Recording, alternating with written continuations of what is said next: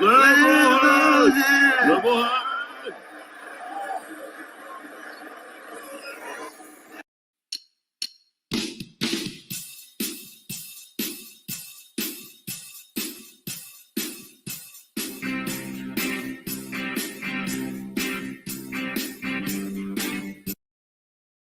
Crank up the music.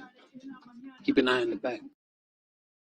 This presentation is provided to you to amuse or entertain and not to conform or inform. The content on this channel should not be used to replace professional, financial, medical, or legal advice. All footage taken and used from public sources falls under the Fair Use of the Digital Millennium Copyright Act of 1998. Therefore, no breach of privacy or copyright has been committed.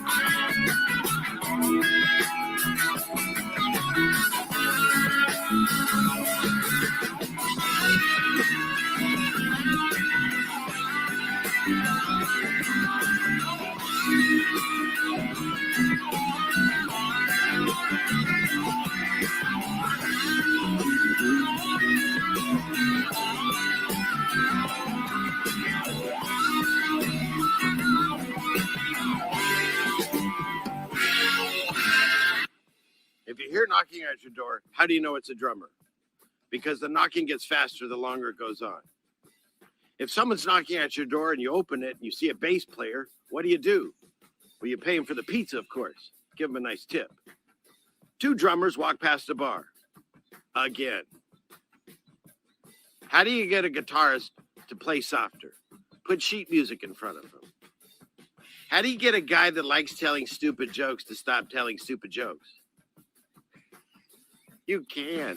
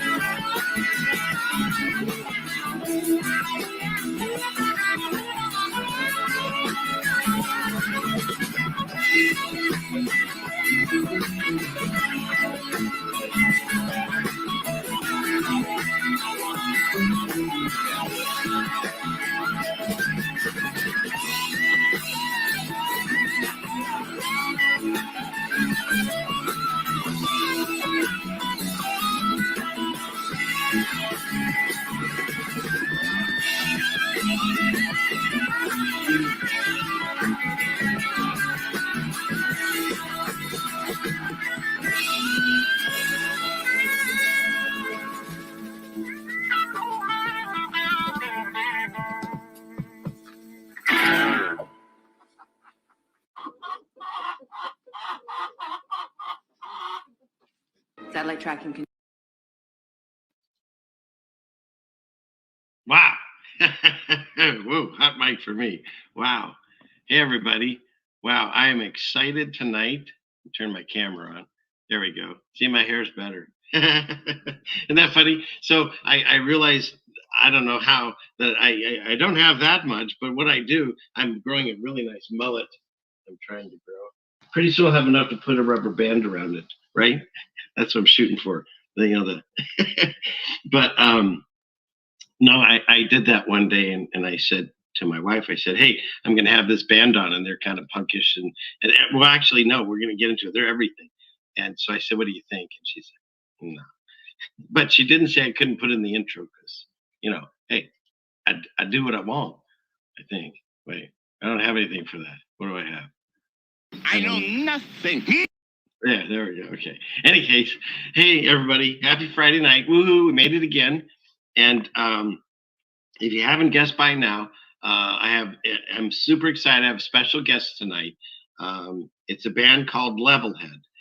And some of you may have heard of it already, but they're brand new to the scene, and they're already breaking records and smashing charts and all kinds of stuff. And so without further ado, I'm going to get the band on here, and then we'll just do our regular show, right? We'll have some fun. They'll play some live music, and we'll find out all about Levelhead.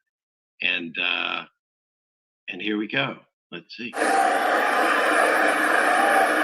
Levelhead! Levelhead! Levelhead! Levelhead! Levelhead! Yeah. All right. We were jamming to the intro over here. Yeah, he was. Oh, playing. you were? Oh, He can play excellent. it. He picked it up No. real fast. Yeah, Oh, dude, we were rocking it. Yeah, he can play it. I heard him. Oh, that's cool. We'll have to do that. How's it going, We'll CFM? do it for you. How you doing? We're doing great. Doing great.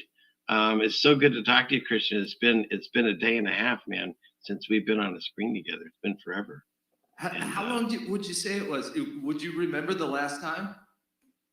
Would it? No, I sure don't. I don't know. Yeah. But you're one of the very first people that I started talking to when I started my journey in this truth community, or whatever we're in, and for a few years now.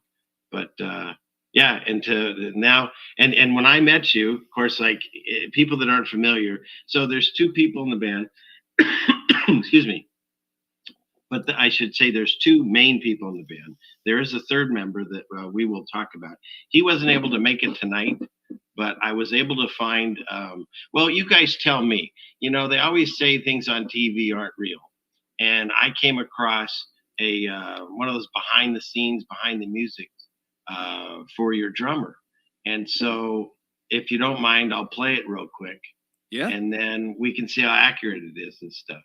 Because I find it fascinating and how you guys found your drummer. It's an amazing. So, it's a life-changing story. That's exactly it, Ray. Wait, where is it? Inspirational. Yeah. That's very true. Yeah, because in fact, I didn't even mention it in that I heard. Now this could be rumored, but of course you'll tell the story. But I heard you guys found him hanging out at a Guitar Center. Is that true? He was just hanging out there, and you said you changed his life or so. But I'll tell you what, we'll get into it. Let me play the little clip so people get an idea who your drummer is. Yeah, yeah. So, Go ahead. okay, here we go. Show him. Ladies and gentlemen, it's my pleasure to introduce Freddie Fox. This is the story of how a band named Levelhead saved the life of Freddie Fox. As we go behind the scenes, behind the music of the music scene, the scene of the music, we go behind it tonight.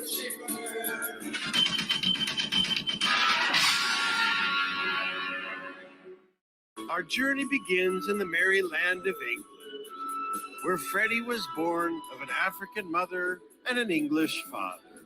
They had two children, Freddie and his sister Frances.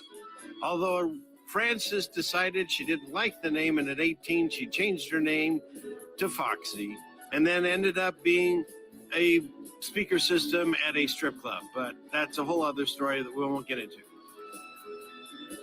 Freddie left for school and became a straight A student until he stopped turning in any papers or going to school.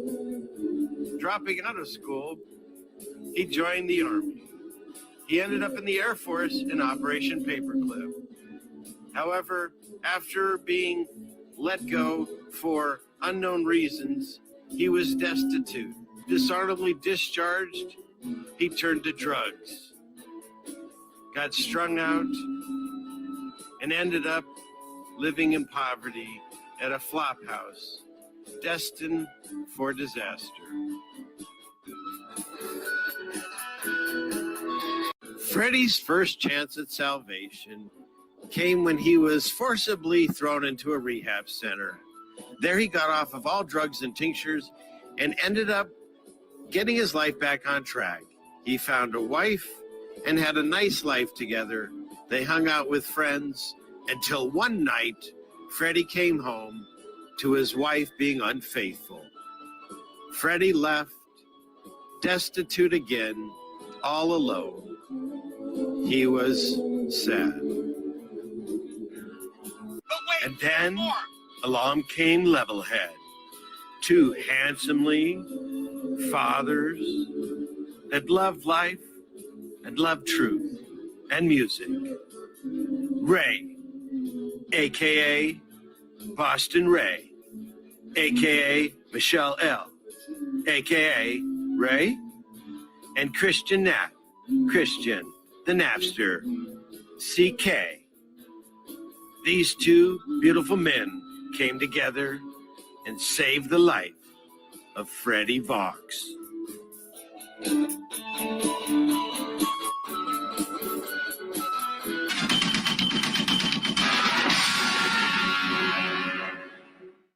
Satellite tracking continues.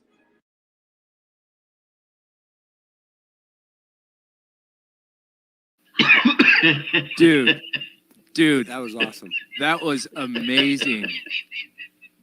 And you know what? It's spot on to the actual facts of his life, dude. A lot of those behind the scenes, Yeah. you know, like will,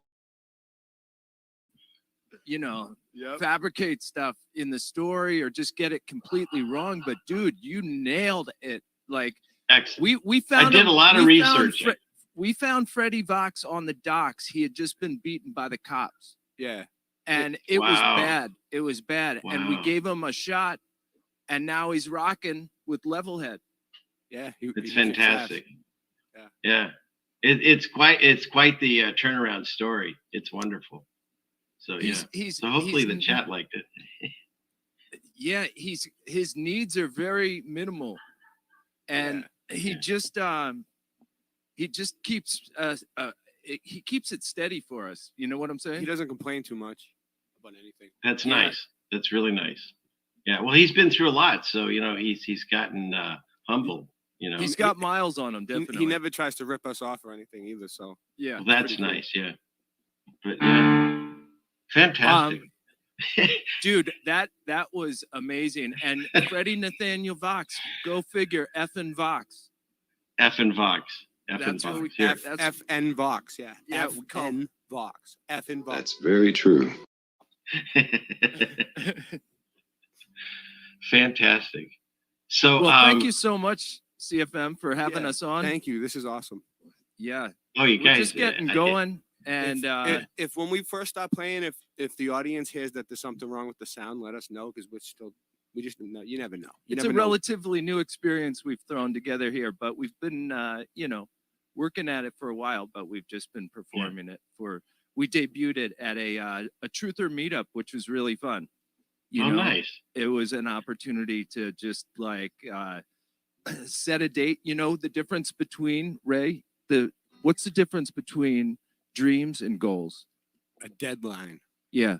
So, without a deadline, it's just a dream. So we made a deadline, which was Faye and Joe's And we set a truther goal. meetup. We set a goal and we did it. Oh, we watched that on accomplished it. on TV or Yeah. YouTube. We Yeah, watched that's that. why- That was that's why- fun. That's why it got streamed because we were accomplishing a huge goal. Yeah. It was a That's big moment for fantastic. us.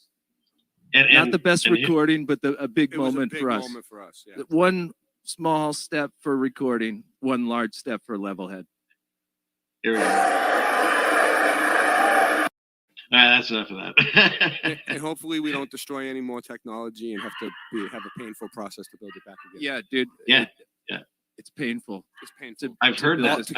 To keep up all this stuff is painful, especially now the can wires imagine. are made in China and everything. It's ridiculous. So we Well- have a setup over here, dude, that Yeah. is like it's unbelievable how this operation, like Levelhead, sets up, and we're gonna actually record it. We're gonna do a time lapse because it goes from being a living room to a like all out stage setup that we have here with like how many cables would you say we have here? Count them up. It's spaghetti. I call it the spaghetti. It's all over the place. we probably have close to 60 cables. Did you Right. have a NASA guy come in and do it for you? Because that's usually how they have all their cables. Oh yeah, yeah, But yeah. it's like if you step on the cables, right? They're not good like they used to be. And like then next thing you know, you sound like shit because of the cables. And then you got to replace the cables, and they end up costing you more money. So It does look like the ISS if you know what I'm talking about. Like that is kind of his living room. This is in Ray's house, right? yeah. And then like after we're done practicing or performing, we like pack it all up. And it's like it's like incredible, dude. It's portable. We can bring it. Well, we can bring it that's back. amazing. And I know how labor intensive that is because in a past life, I was one of those, what do you call it? Not roadie, what do they call them? The people that sound stage guys that pack all the stuff up for a while. I did that for a short while. Oh, you can do but that. it wasn't us. for music. It was for video work and stuff. We are hiring. We're CFM, hiring, dude. so you can follow us around. I know how to You can wrap the bring cable Jeannie. properly. Bring Jeannie. Bring everybody. Dude, I'll show you how to wire. Bring these whoever things. you want. It'll be great, dude. But yeah, but I understand how labor intensive that gets to get all the, and then you got to make sure you brought everything. That one time you have that one cable that falls out in the back of the car. Dude, we are a system that is finely tuned, and it's all fits into my minivan. That's So, fantastic. It is like I got bags of cables and connectors and audio boxes to hook into the computer. Freddie Vox has been riding along, in the back there for like months now. Flat Earth Farms has been helping us out a lot with the funding and getting things Yeah. done. Yeah, thank God for him. But Daryl is a blessing to this community. Shout out to Daryl. If you don't know who he is, he's an amazing man. He is. And as long as I'm saying it real quick, I had some names I wrote down. I forget. So Sandra Chase, thank you. I got on Rockfin. And then Wayne, of course, he sends me stuff all the time, articles and stuff, some that I'm using tonight. Trevor sends me articles and things too. Thank you. Heather, she's over on Rockfin all the time for me. Thank you. Aaron James, thank you very much. You're awesome. TJ, yeah, okay, I'll thank you. And Marika, I'm using one of your things tonight. If you're there, Marika, I just love your stuff. She's amazing on Twitter if you don't follow her there. And then, and a new fan talked to me. Well, not a new, it's someone that had reached out before, a gentleman named Terry, and wrote me a really nice letter. And the thing is I talk to my wife sometimes about this, and I'm like, wow, like for instance, the thing that 3-minute or whatever thing for Freddie, that could take me a day to put together. But at the end of the day, it's like I am getting paid because there's people like this gentleman that reached out to me, and he's all by himself. And so if it weren't for these kind of streams and we could like sit around for a few hours and talk to people that think likewise and share camaraderie, whatever that word is, friendship. Camaraderie. Yeah. Camaraderie. Thank you. Everyone could say it but me. But yes, that's what this is about. Well, there are places for donations. Thank you very much. But in addition to that, it's just to be here and to have a little bit of, if this is called sanity in an insane world, that's the way I see it. So, okay.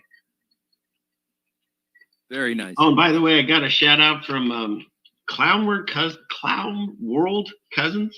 Yeah. That's, we love them. Yeah, Mary and Faye. Faye. Yeah. Yeah, Mary and Faye my are wife the best. watches them faithfully. She watches them, and it's usually on the background when I'm working on my show. Faye And, made me feel so great after the after we performed.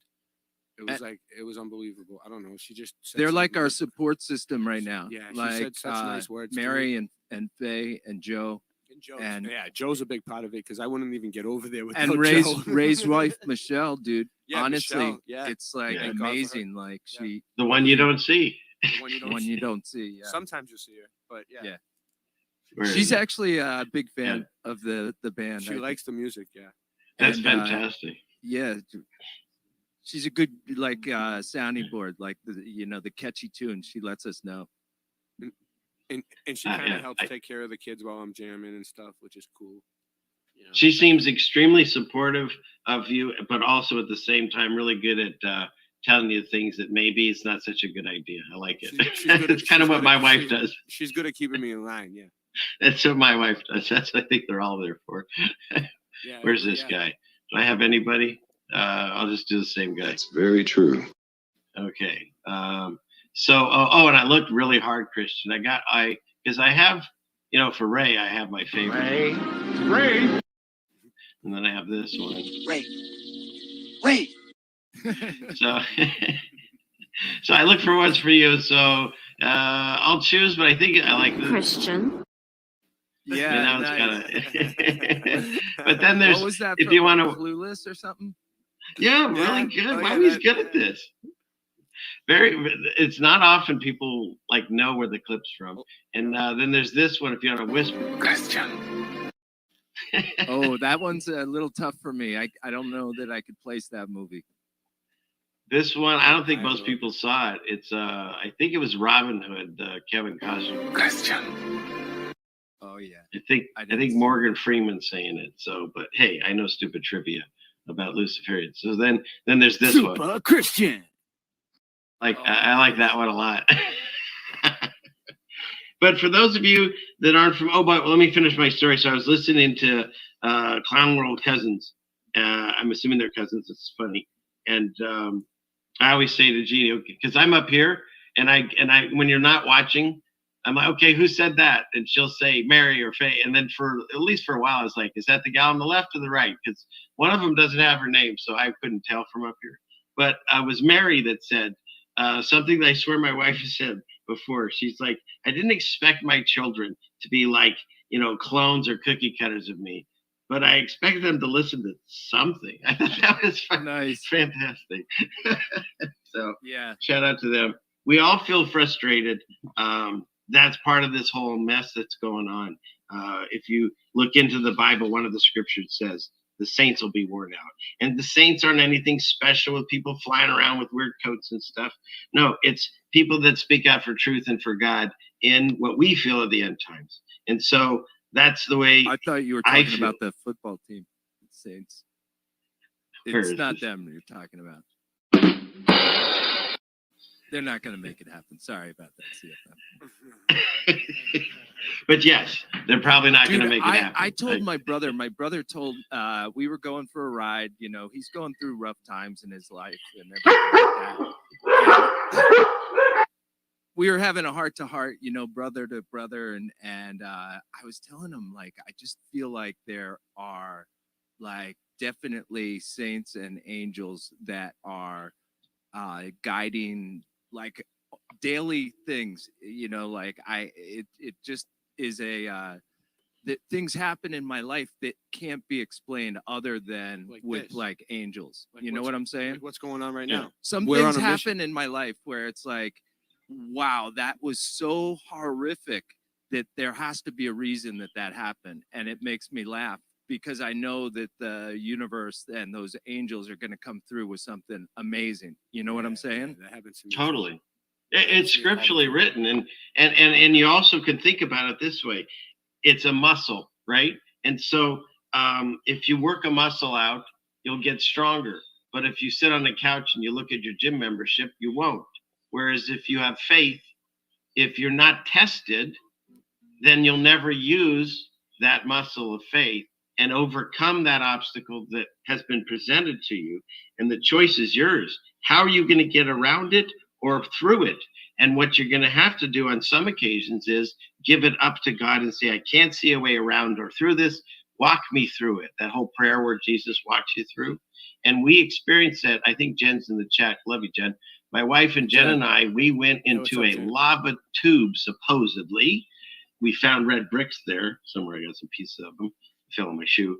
And the thing is we what was I saying? I threw Jen out the name out there. I forgot what I was at. Lava tubes. Yeah, but it was dealing with. Oh man, that train went off the track fast. Was let me look in the chat. A squirrel, exactly. I think it's just talking to you two. This band, I'm just really You're excited. You're excited. I am. We're excited too. We're excited to be here. We're excited to see all these people in the chat, all these amazing people, the most tremendous, most wonderful people, the most tremendous people in their fields. I think this just might be the calm before the storm. That's very true.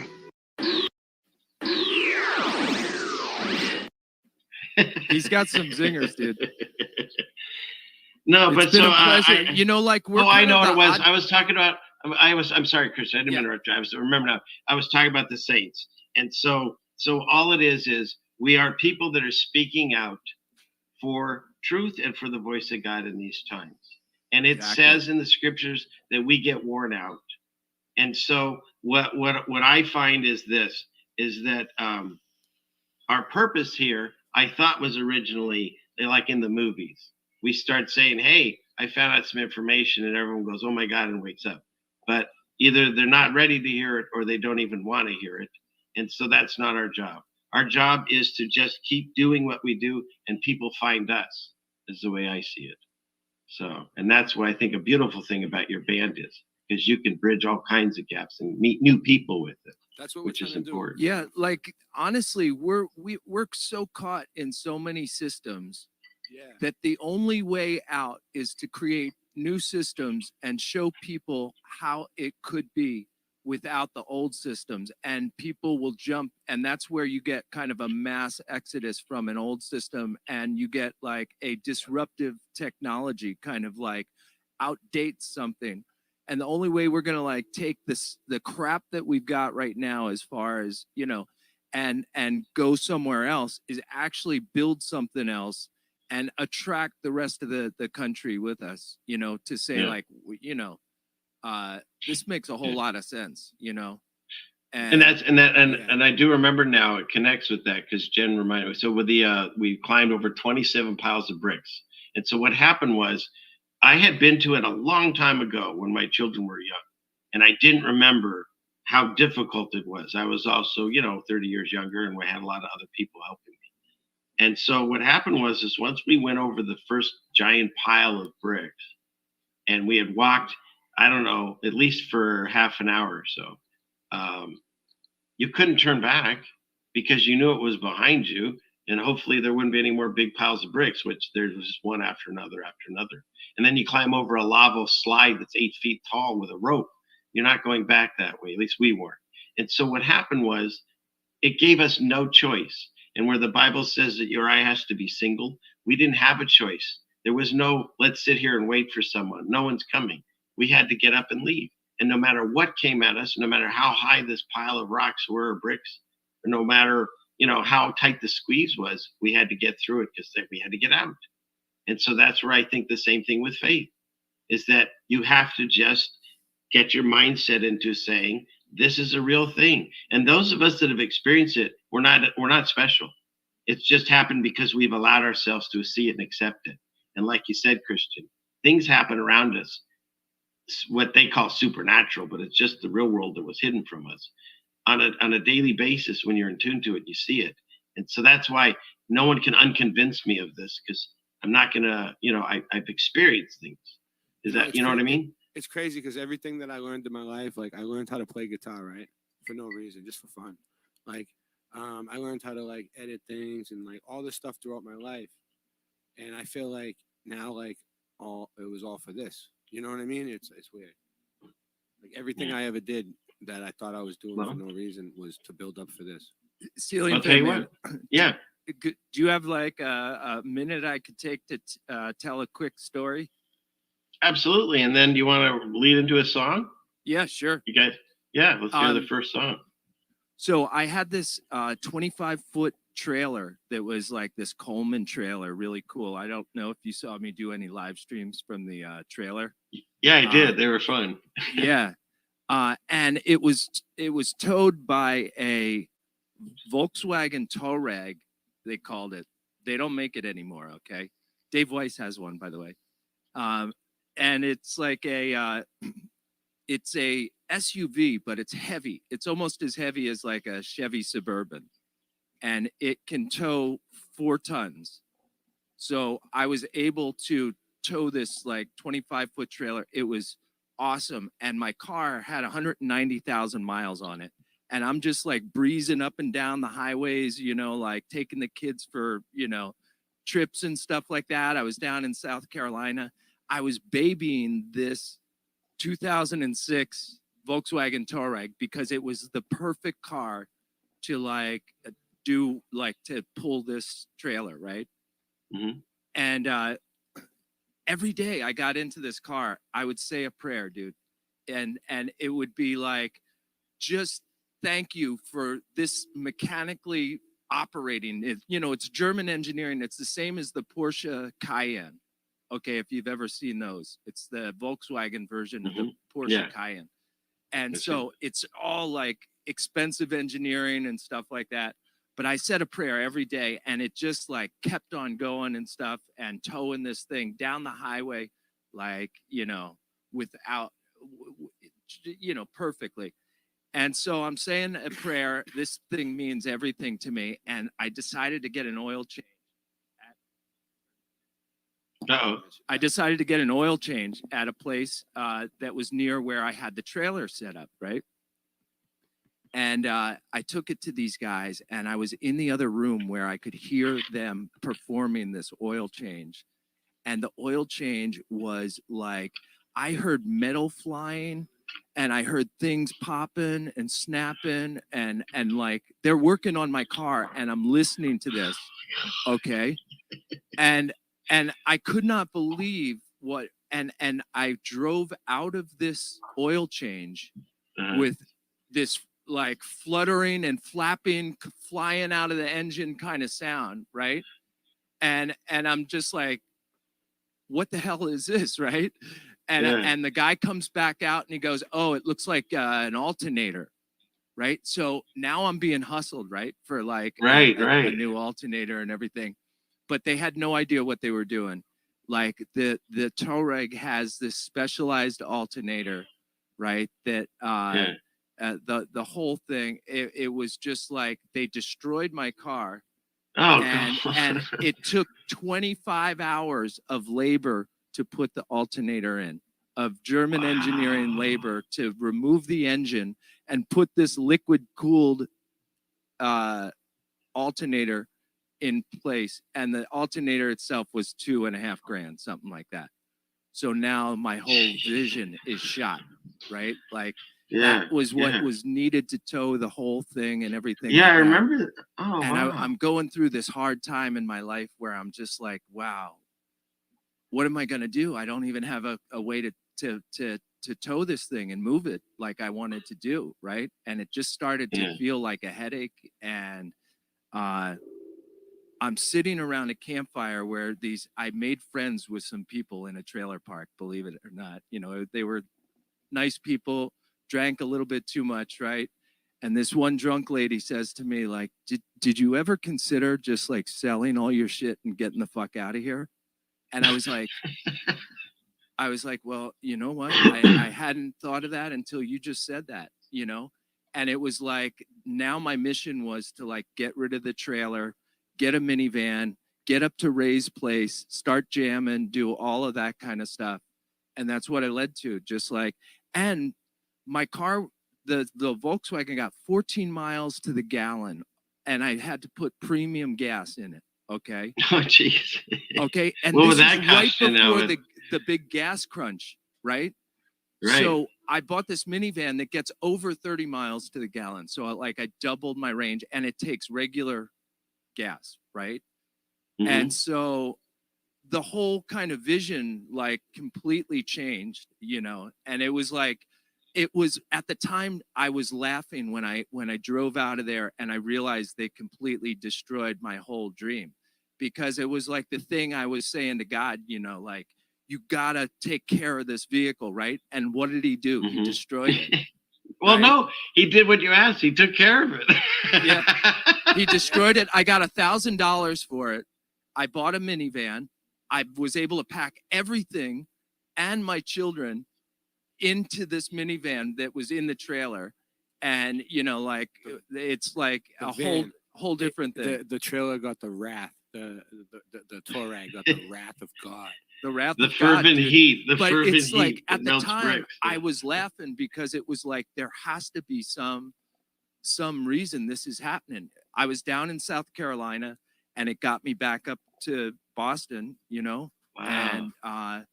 and I couldn't be happier, you know, like we've That's been having so fantastic. much Yeah, fun. we've been and- having a great time. He's been coming. Well, you know over. what? He's part of my family. What now. I've oh, And that's the dog, beautiful. the dog too. The dog protects my Lizzie. She protects my house. Lizzie. She protects my family. Well, here's the thing. It's like what's been happening, at least in my life, in the last few years. I've started going with, I said, thinking less and using my heart and my gut. In those moments when you, like, they say, you want to know if God has a sense of humor, tell him your plans, right? Because yeah, you say a prayer, I want this outcome. And Exactly. then you think you know how it's supposed to go, but he's like, hey, are you going to let me do this or not? And so what you think is a misery moment turns out to be, you know, almost the Phoenix kind of moment thing. So that's Yeah. beautiful. Many people that story, but my mom was just like, wow, that is a amazing story, you know, like That's just amazing. It is. having your car and, you know, just like buy some, dude, it was right out of a movie. These guys were mechanics in South Carolina, like Country Hicks, you know, like Yeah. they ran a shop that had some slogan on the front. This is what got me. It was close to the place I had my trailer. And it had a sign out front that said something like, you know, there is no liberty with government or something like that. You know, it was some, and it was a blinking sign, red, white, and blue. It would blink, right? And I was like, why don't I just get my oil changed there, right? You know, it's like, how you know, like they just take off the drain cap, right, and put the new stuff in and everything. And when I started hearing In and this- out in 15 minutes. You're in and out supposed to in be, 15 right? minutes, and they were like, oh, it's you know, it's turned into a bit of an issue here, you know, and I drove out of there and it was like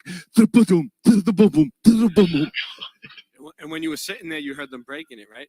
I just heard them destroying it and I was laughing because I knew there was some reason that it had to be happening, but I didn't understand it, you know. No, that's the thing.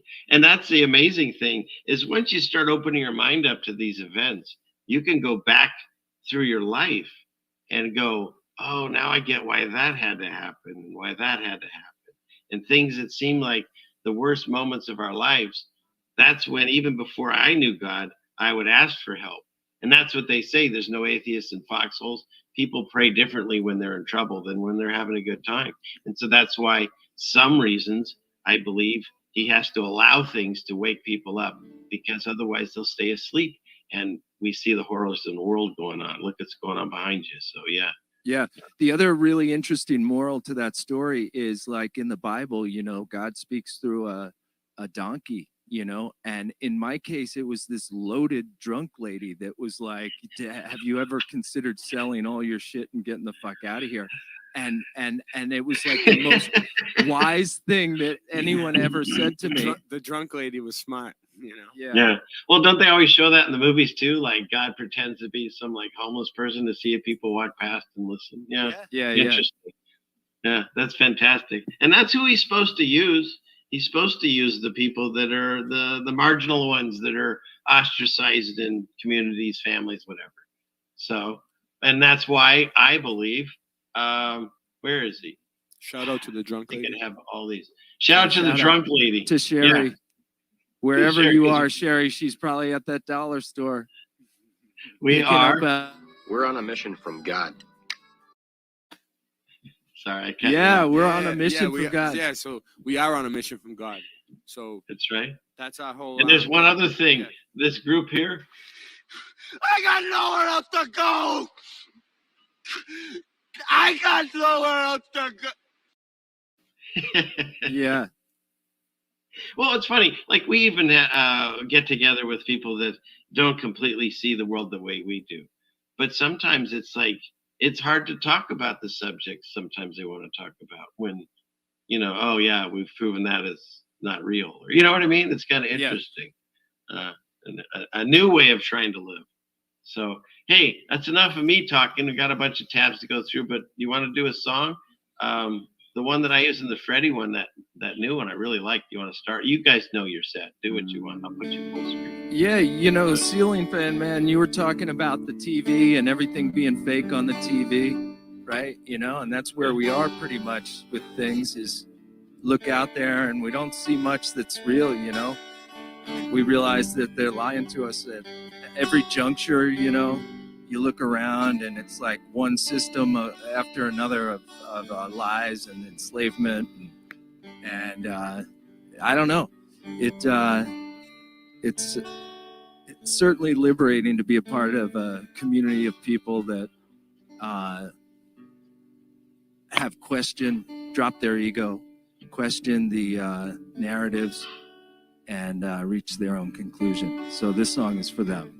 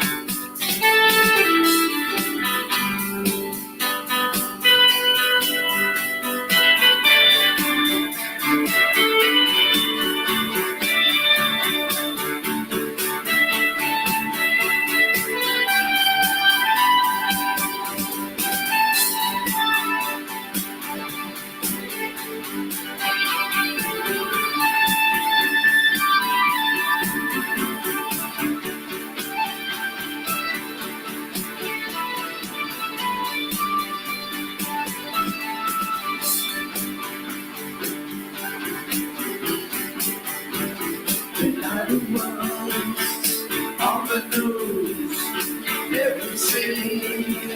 every single day.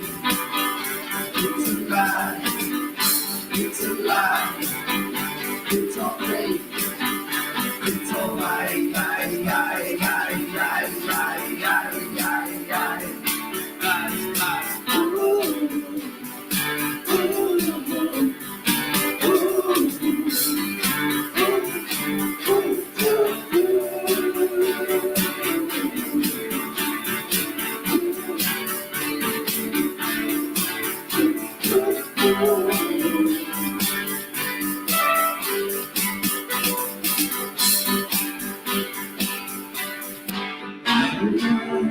about everything, everything, everything's a lie.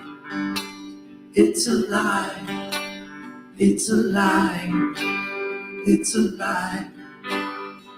The lighter was about everything, everything, everything's a lie. It's a lie. It's a lie. It's a lie. The lighter was about the shape of Earth. You know it's flat. The earth is fucking flat. It's flat. It's flat. It's flat. Then when it was about 9/11, there was no planes in that attack. That attack. That attack. It was an attack on us, on us, on us, on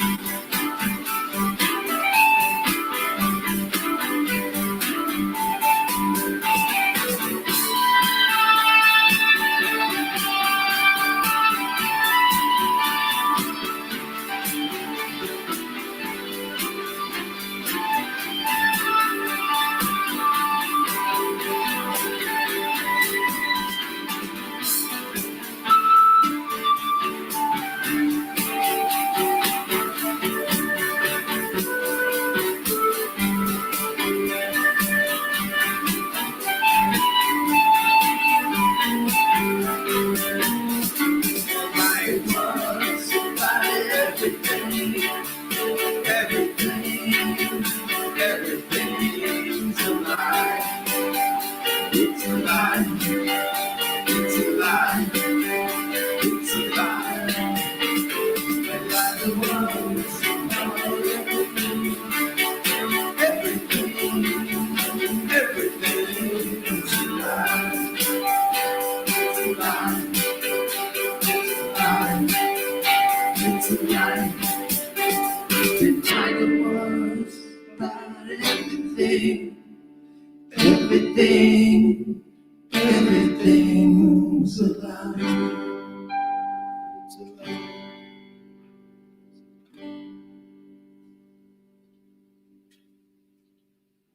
Wow. You liked it? That was awesome. And Thank you you, know man. what? You guys are great. Freddie was, he threw off a little bit. I think he's stage fright maybe, but Oh. we're- Freddie, it takes him a while to warm up. He's running off this, he's electric, but he's got electric. sometimes moves. he's prone to spikes, surges, things like that, power surges. And Yeah. sometimes he gets a little erratic on us, and he But usually you can keep settles him down. in. You keep him in line because Super you're. Christian. Yeah. Nice, dude. I'm liking that one a lot. But great! And the thing is when Ray was starting to tell me about the band that you and he were forming, that there's really no label on it. Like the music, it's all over the place. And that It's all song, over the place. Christian and I now we can just take like any song and put it on top of anything and change it. It's like well, what I like about that song is the different changes it has in it. You know, and you think that you're heading towards the end, and it's a bridge, and next thing you know, you're up to it's. I don't know. I really enjoyed it. So, It's thank you know, I hope the audience. I don't know if they have headphones. Sometimes that makes things cool, but we tend to just like jam out on tunes. So like we love to just make sounds, and that's what we're trying to do is grow the sound with just the three of us right now. This is what we're capable of producing, but what we envision is something mind-blowing. CFM, yes. it's up there with ceiling fans themselves. Well, I'm thrilled that first of all, I got to announce the name of the band. I'll always love you all for that. But to be able to be here at the ground floor of whatever this is becoming, it's fun, it's thrilling, and I'm excited to wherever you end up going. And I know, and Jen even said, I guess, because you're doing a tour, like a backyard. This is the whole reason we put this together was to actually, and this is the whole thing. We just want to be kind of a tour that could visit meetups around the country of truthers getting together. So we'd be happy to play backyards or venues, bars, or something like that. Our main goal is to make it to California, to Daryl's place. Hold on one second. But our goal is to make it to Daryl's place, and we've got stops in between. We're going to be at Jen's place in Alabama at some point, and it's like we built this from the ground up to be like a mobile experience to take and be kind of like a traveling truther show. Yeah, well, I'm definitely we put our hat in the ring there too. We'd love to have you come out this way. So looking forward to that would one be day, so too. cool. Make That you would some be food so and- cool to have a group of people up there. Rasta Bear has already been on our show, like on our in our chat and everything like that. That's amazing. It's really cool to see so many good people from that area. I think it would be an awesome show and listen, that could be like the stop before Daryl's, because we could kind of jet up there, like in the vehicles and just like go to the Pacific Northwest and then come down to Daryl's place. It's not that far, actually. It's a good 15-hour drive to California. I mean, comfortably you can do it in a couple of days. That's what. But Yeah. he's in Northern California, so yeah, you could do it in 15 hours. Yeah, I would think so, because I'm used to going to Southern, so it takes a lot longer. But what's interesting, because this thing that you're talking about, where is it? It says this gentleman I mentioned that wrote me an email just before I got on the show. I saw it, and where he's alone. And what you're doing, going around and allowing other people to realize there's more like-minded people around. Because he wrote in here, as one of the prophets cried out to God, thinking he was alone. And God replied, "Do not fear. There are 10,000 just like you." And so that's just it. They want us to make us think that we're all alone, but we're not. And so this is a wonderful thing that you're doing. And we envision the tour being like a fun thing to do. Also, if we had, for instance, 3 venues that we were playing that were relatively close, like the Carolinas, and then like Florida, and then Texas, or something like that, someone could like come with us for a week, and we would hit 3. And so we would kind of show up at a barbecue with like a pack of our own. You know what I'm saying? Well, they're already starting to put, like, for instance, somebody's mentioning, Missouri. And so I think that if there's a way, they can either, email, hopefully you guys have your chat, your, what do you call it, links in the chat or stuff. You can always get a hold of Christian or Ray or myself. And if you want to try to see if they can be in your town, because they're trying to plan their tour. So, yeah. But First there are already stop people is asking to the South Carolina. I've got a storage unit in South Carolina that has my PA system in it. So we have to pick that up so we can really blow your socks off. Yeah, we need the PA system. We need the PA But we need system. to be a bigger vehicle to carry the PA system. So we're gonna need hopefully the community will support us and help us along the way. Yeah, I think Yeah. so. Absolutely. So, okay. Yes. No, sorry. Go ahead, CFM. No, sorry. Go ahead, Christian. No, I was just Oh. thinking about the Grateful Dead. Is kind of what Yeah. it's modeled after. And I had one experience of like going to a Grateful Dead show, and it was like it really was like life changing. Because it was like actually I could just I can blink my eyes and I could see the whole thing happening for truthers, where there's like new economies that are created. People could be growing fruits and vegetables and stuff like that, and Yeah. providing them to or bringing them on the road and selling them and just paying for gas like that. Like you could take a week off and just come along for a few stops or something like that. But that's what made it fun with the Grateful Dead is you could see people in multiple venues, and and band together a bit on the road, and make it a really fun kind of traveling experience. And So then we'll get to meet everybody. lots of miles, definitely lots of Right. miles We'll on get- the vehicles. We'll get to meet everybody. Yeah, Ray actually hasn't been to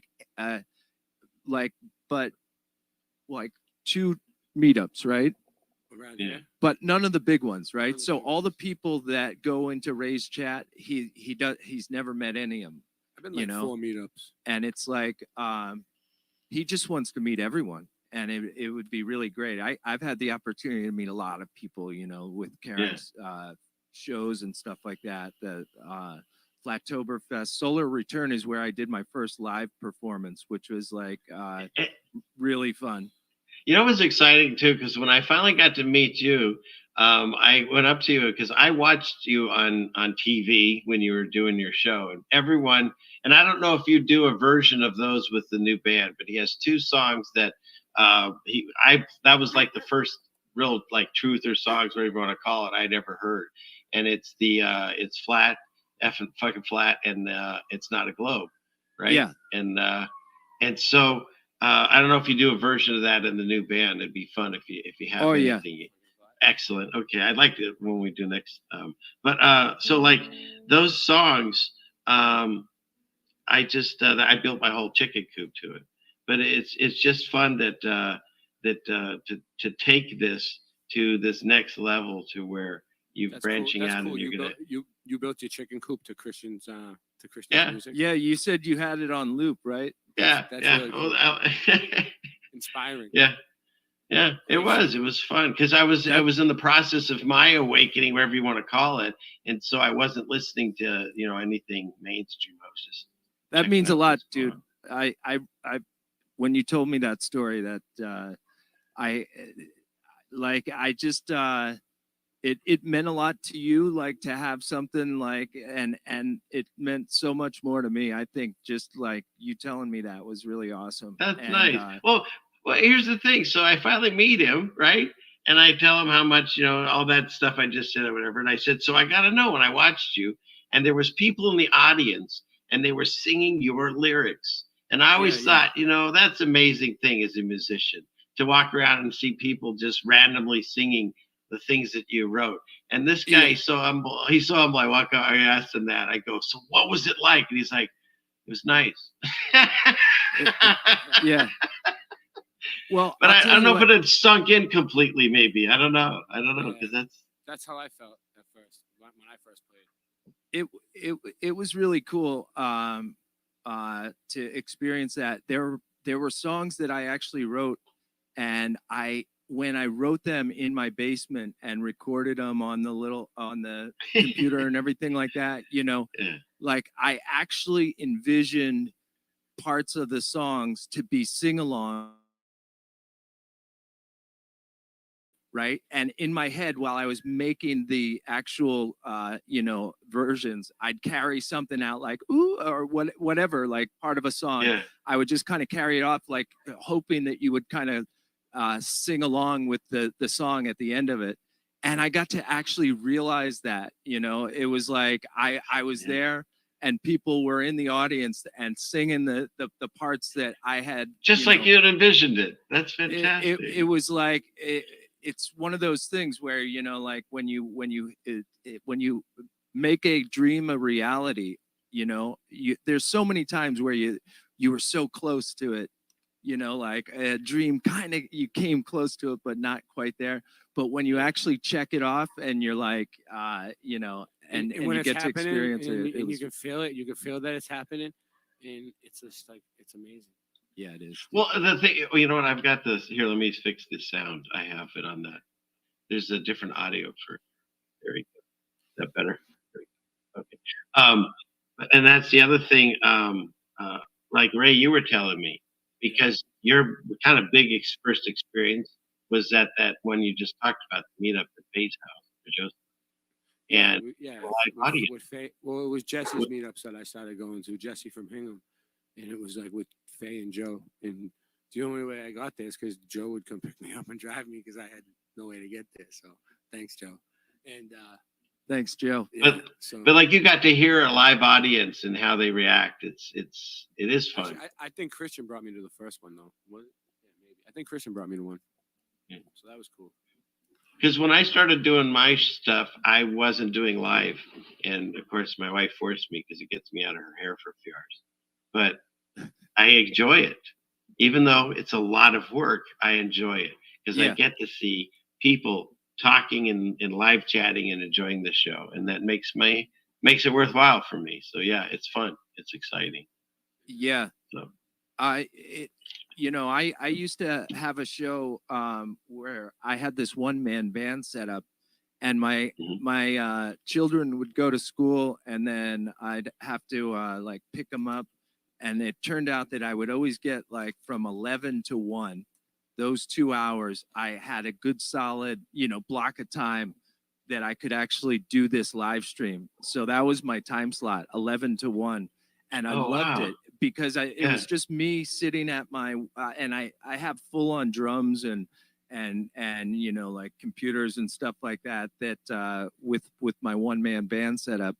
But that was the first time I talked to you. I called into your show because Yeah. you were on in the daytime. it was so cool. I'm sitting at this music setup, but then I'm interacting, and I just had to give a shout out to Doc Michael. He was actually one of my biggest like fans in the chat, and he passed away. I don't know if you knew Doc. Did you know Doc? He was really nice in the chats to me, and it's unfortunate because like we were talking, there's a lot of people that are alone, and apparently it's unsure. I mean, we have ideas of what probably did maybe get him, but it's unsure what did take him out. But apparently nobody knew right away, and that's really sad. Nobody should die alone like that, and so that's why it's important to we'll just keep getting together and like you're doing, having people find other people nearby them that they didn't know maybe were there. So Yeah. yeah.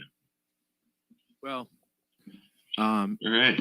it was a great time slot, and it was a great opportunity. I had the phone lines hooked up.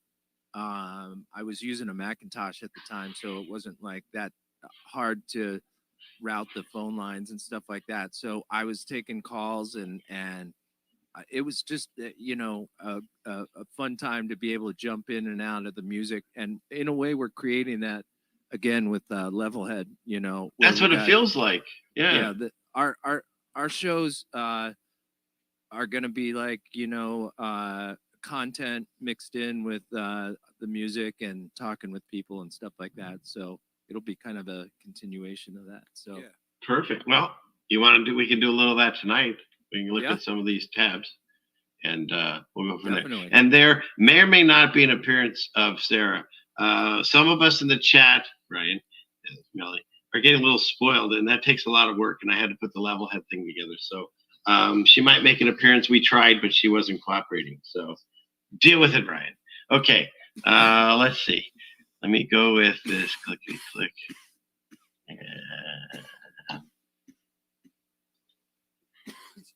All right, here we are.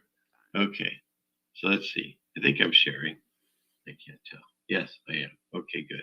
So this one I thought was interesting because this guy, he's at some stop or something, like a light or something. Obviously, he's a passenger, and this person's selling birds, and so he just keeps handing. He gave him enough money, so every bird the guy gives him, he releases. Isn't that great? He just That's bought awesome. the birds. yeah, Just let them go. Save the birds. Well, that's the way they should be. Birds aren't supposed to be in cages, the way I feel, you know. And I find it interesting. You can go to somebody's house and talk to the bird, and that's normal. But if you're outside where they're supposed to be and you talk to them there, they think you're crazy. But hey, Yeah, they think you're crazy. Don't be talking to birds. yeah, I know. so you What? got the chicken coop, right? Yes, I talk to those birds. That's okay, I guess. And As long as you can name the bird. I don't mean to play devil's advocate, but technically that is a cage, right? Yes, you're right. But here's But the difference. What you're talking They- about is outdoor Birds you that know. can fly. Wild birds. Correct. Wild birds. These Yeah. birds were born in captivity. We have them in their what do you call it? They're mansioned, but where they have the boxes and stuff, they've had a big play area and boxes. But then we also take them out. I don't let them completely free range because I have too many animals that would want to eat them: coyotes, Yeah. eagles, owls. But we have a big wire cage that my wife and I put together, and she and I can pick it up and move it around the yard. So technically, they're getting more area. Well, it's But for then their- again- it's for their safety too, right? Like so Yeah. they don't get eaten by And they do animals. like it. If you open the cage, they go from one to the other place. They don't like. Sometimes they get a wild hair and they scatter, but most of the time they go to one or the other. You know, it's just like I look at animals. Say like your dog. You know, you can say that we're keeping our dogs captive, but at the same time, if they wanted to, they can escape. But they seem to like it. You know, they want to be around us and stuff. So it's not really as an imprisonment if people are a symbiotic relationship. Yeah. You know? I think So, but- I rescued this dog. She's a coonhound from Alabama, and I think she just escaped. Like I think she was like I don't know, at some point in her life, like as a puppy or something like that, got out and like took to the streets. She's wily. She can like whatever kind of fencing you put together, she can figure a way out of it. And it's pretty amazing to watch how she thinks her way Well, out I- of a situation. I'm finding the longer I'm fascinated with a lot of domesticated animals because we were over at my mother-in-law's house last night, and she has a dog. I think it's like a English sheep herding dog kind of, and she said, "Watch this." She put on her television, and apparently there's a cable channel called Good Boy or something, Good Dog, I think, something like Okay. that, Good Dog, and it's just 24/7 of. It's not just a dog on the screen, but there's a lot of shows that deal with animals. There's a lot of dogs, and so she said to her grandson who had the remote, she says, "Go put on Good Boy or Good Dog," and the dog turned around and looked at him like, "Yeah, are you gonna do it?" And then I said, "You know the channel Good Dog?" And she turned around and looked at me, all excited. So she put on this channel, and the dog sat in front of the TV and was just like, I swear the dog's learning English. Pretty soon she'll be like, "Oh, Barbara, could you come here, please?" And turn on the, you know what I mean? It's like, I've never seen a dog just intently stare at the television and everything, like the guy's talking and all that. Every once in a while it was funny, not too funny because, she'll get too excited, she'll break the TV, but they'll do something and someone will throw a ball you know, and then she tries to go get it, you know, Yeah. but I've never seen it. So yeah, it's pretty amazing with animals. Hey, let me ask you a existential question, if you don't mind. I'd love it. You know, like when I believed in the solar system, I was on this ball that was spinning through a vacuum of nothingness, right? Just pure nothingness. No gases, no nothing. Headed for this black hole, right? That's going to like suck you in, destroy you, you know, and in the grand scheme of things, you're nothing but this speck of dust, right? Right. And then, Dust in the wind. and then my whole thinking shifted to this idea that I'm in a container, like an enclosed system that has pressure, you know, and has all these like ecosystems that are alive in it and everything like that. I felt so much more comfortable, you know, than hurling through empty space. You know, it was like, oh, this is my container. This is the container that was created for us, you know, and it just felt really special. And I'm just wondering, and again, I'm playing devil's advocate. Is there any way that a bird could be in a container and actually feel, in a way, you know, Safe. I don't know. Well, like you a know what? good I'll tell pet? you what. I think it depends, obviously, on the situation and the owner and whatever. But like the guy that was buying all those little birds out of, you know, that basket, I could see letting those go. But no, somebody that has a, I don't know, parrot or whatever, and they take good care of it, it's a loving companion, you know. But if the door was open, would it fly away if you didn't clip the wings? Who knows, you know? So I don't know. The way I look at the dome, I think that is an inversion. They always present it as like a snow globe, right? And they show you the twilight zones where everyone's trapped trying to break out and stuff. Whereas if you look at it like you just said, instead of looking at it like here, like this example,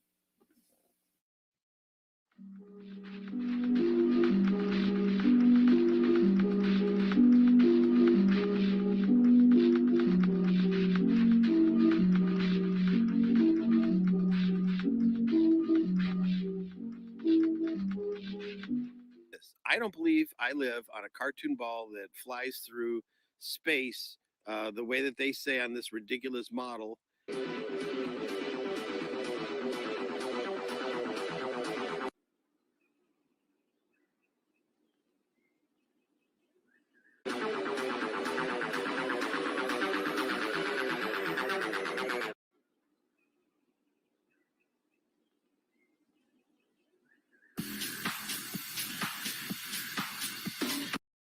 anyways, you get the point. Yeah. But so that's the thing. That's terrifying, and that is insignificant. You're an insignificant speck of dust. You're just one planet amongst billions and billions, and no, the universe won't even miss you when you're gone. Yeah. Or you live in an enclosed environment. Why is it enclosed?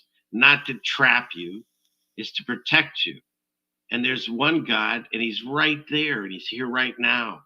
And how amazing is that? It's not because you want to feel special, it's He's because within. we're all equally special. And that's part of it, is protecting us with that dome, like you would protect your child or anything that you cared about. You'd protect them. And so Yeah. that's the way I see it. And it's funny when people say, well, oh, but I wish I could go out into space and all that. And then I'll throw at them, you probably haven't even traveled your own state or your own country or the plane that we live on. There's so much area to explore that we haven't even looked into. And we're worried about going to Mars. That's how inverted they got us thinking. They got our Yeah. children thinking it's better to look somewhere else than to check out the glorious of this earth. It was like Mars 2012, and then we saw something Mars 2015. That was back in like 2000. They were telling us like 2012, 2015. Now like it's like 2022, and we still haven't been to Mars. No one's No. been to Mars. or the moon. All it is it's just a light in the firmament. Didn't we land rovers? Oh, the moon buggy, the call to the White Oh. House. Actually, we'll have Chuck answer that for us. Chuck. Well, here, Oh, Chuck's not here. Oh, Chuck's I've got here. Larry, answer that for us. Thank you. Larry, Uh, I tell you what, let's lead it into scary space news.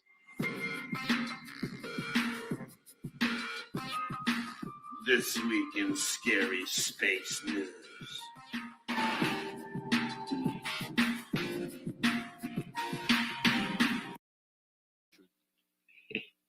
I have to have my little intros. Okay, so here we go. Scary space news, since we're talking about it. So I thought I'd start off with a lot of new images, right? Because there's no photos, there's just images. How do I make this small? There we go. So last week I talked about how they crashed a satellite into an asteroid. And so Yeah, now dude. apparently, amazing. now we have a picture. Look at that. Just like the Isn't that- movie. Isn't that right? And they even got Bruce Willis over here. Isn't that funny? Armageddon. Armageddon. It's a separate article, and they make sure that they look at that. Oh my gosh, they have Bruce Willis showing up on your page. Wow. Yeah.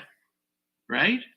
Yeah. On this It article. can't be more Look at- obvious, but the people, don't see it. The people just, they're blind. Look at that. We live in a comedy routine. Okay, so there's that. There's your image.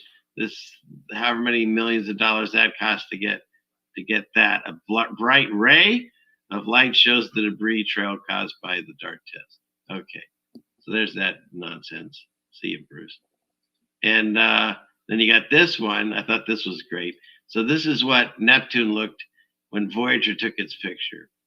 And then Hubble, it actually looks like it got fuzzier, but I think they broke the lens before they sent it up. Yeah. And now look at it. Look at that. It's so You fake. can't argue with that. No, I'm convinced. That's all I needed to see. All right, I'll see you guys Exactly. later. Yeah. I'm going to bed. Thank you. Yeah. Exactly. Yeah. Yeah. All the planets are starting to look like Saturn, I guess.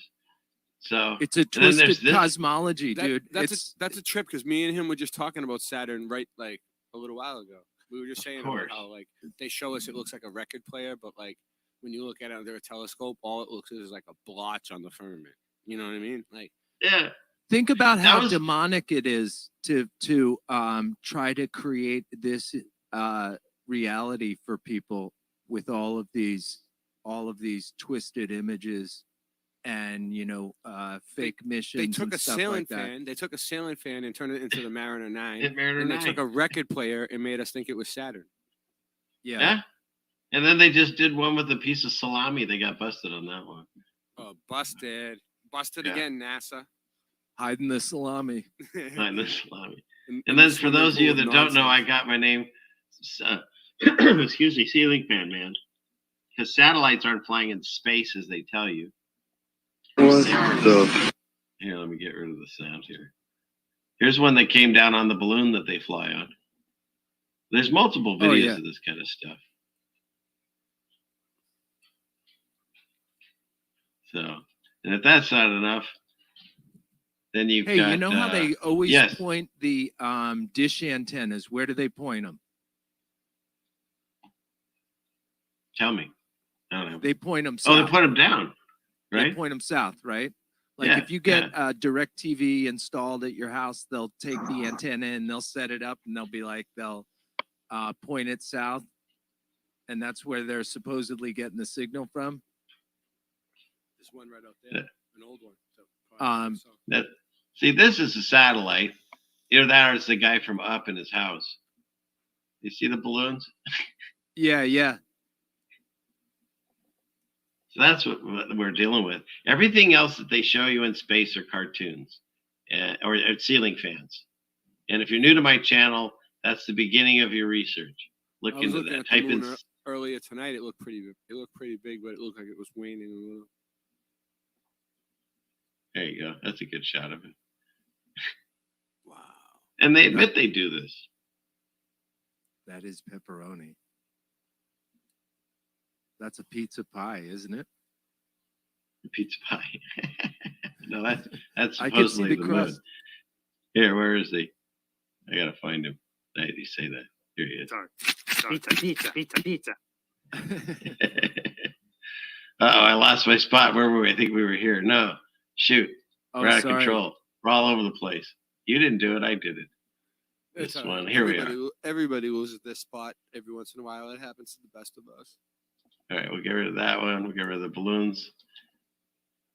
And then there's this, the NASA Integrity Navigation Camera. It captured a foreign debris. Apparently, we're leaving plastic on Mars. See it there? I There's don't know if I can plastic make in the this any rice bigger. too. There's plastic in the rice. That's going to be your next song, right? Because they want you to Right. die. No, It is. It is a song. It is a song. I figured, of course it is. Because you talked about that on my show. Remember? But yeah, there's some Yeah, I plastic brought it that up on hangs your off show. of this. I brought it up on So- your show and then I put it in a song after.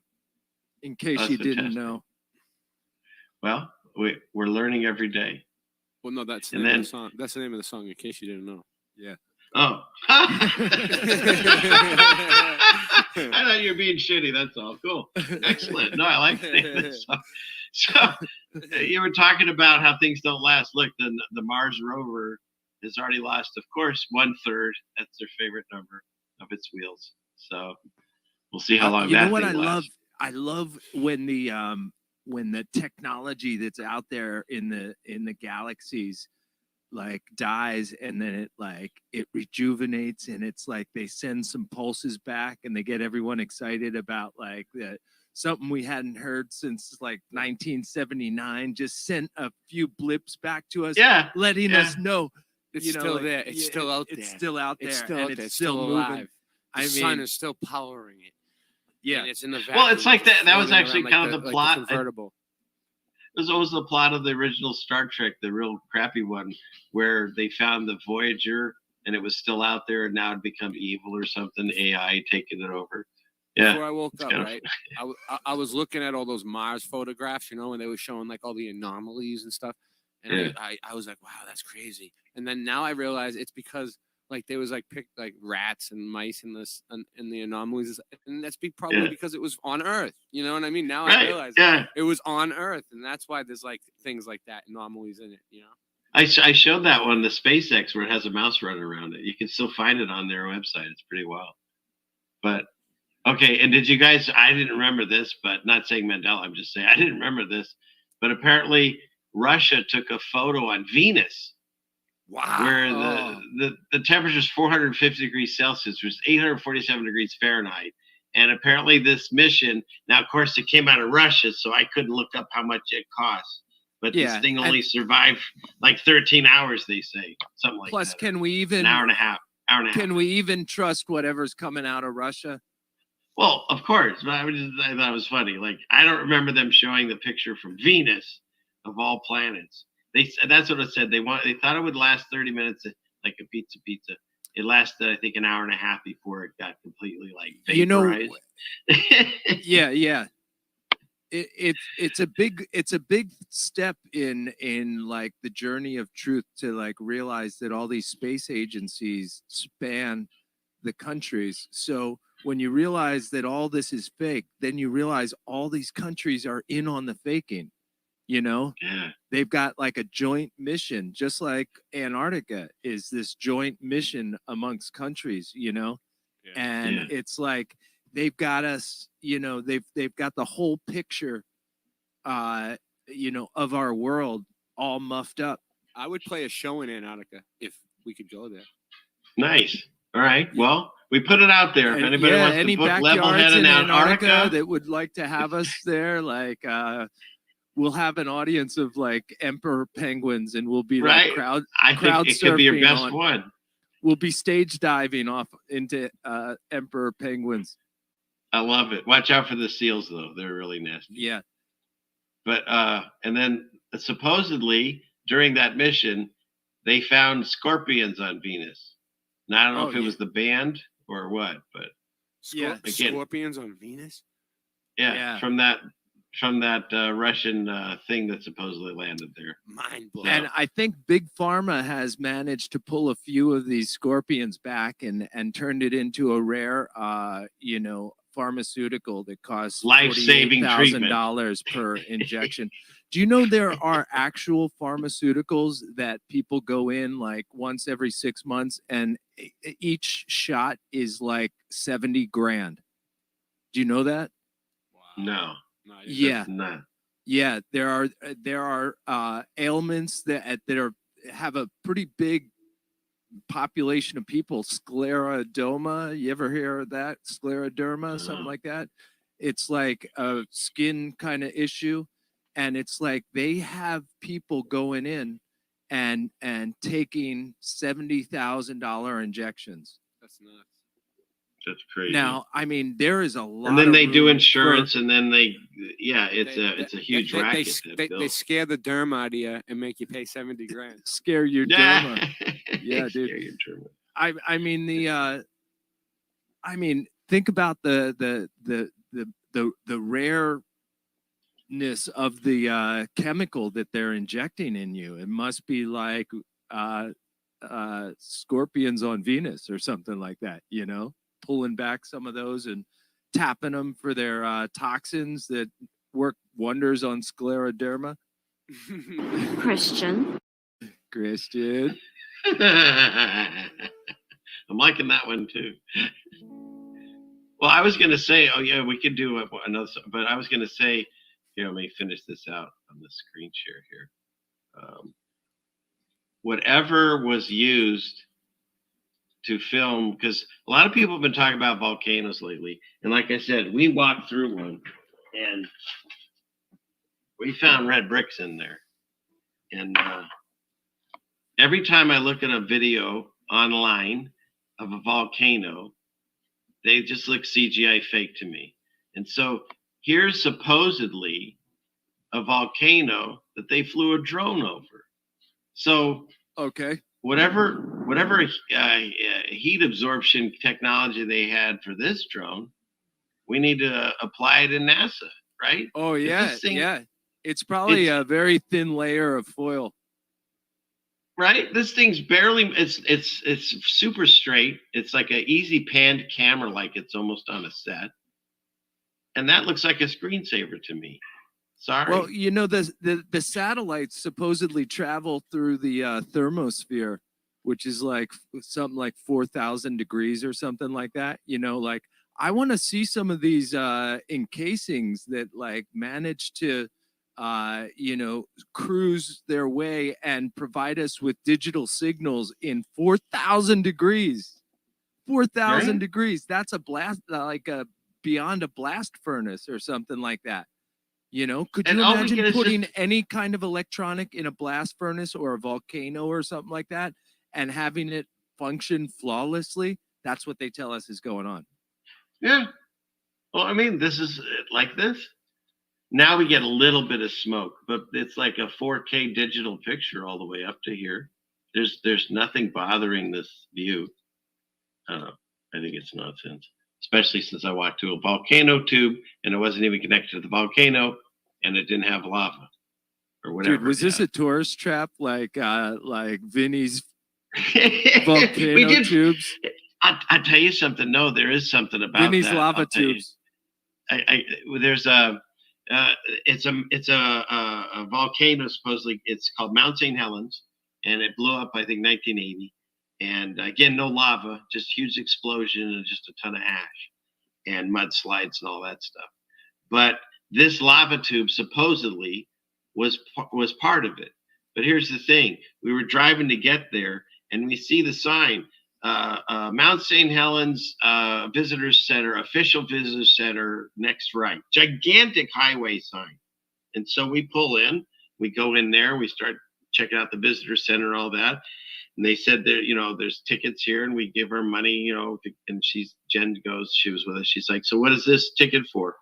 And she said, well, that's for the little movie behind me. It's like a 15-minute movie. And she goes, oh, okay, but where's the volcano? And the lady's like, oh, it's nowhere near here. It's like 2 hours away. This was the only thing that town had in it. And it was the only reason people were going there. So That it's is totally amazing. that. That Yeah. is- yeah. So when we finally got to the tube, it's not connected to the mountain whatsoever. And Right. this is another curious thing. There's a bunch of curious things called the Ape Caves. It's a tube, so like a straw, right? If you think about how lava would flow, it would make a solid, say, rod or something. It wouldn't make a hollow opening. But what they said was, on this particular lava flow, the first time in 300,000 years, I don't know who kept track, that it melted at such a high intense heat that when it started cooling, it cooled from the top and then it lost its flow and it started going slowly down and left the opening. It's the only time in history that's happened. And that's what we Yeah, walked. that sounds sketchy. Yes. And on top of that, they make you wash your hands and wipe your feet and stuff so you don't ruin the environment for the bats. And when I came home, I read about it. There's never been bats in that cave. Ever. There's Never no been life in that bats? cave. Oh Nothing. my gosh. We didn't see a thing in that cave except ourselves and, Dude, the humans gift once shop, the gift shop must have been amazing. I'd be afraid of in a bats. while. I wouldn't go in the cave because of I that. know a lot of people said they wouldn't have gone in, but we found out there's never been bats. But everything in front you're tells you brave. about them. Yeah. I picture Thank you. I picture you like Indiana Jones going into the cave with one of those hats on. You know, Yes. Yeah. I've been in caves with bats, and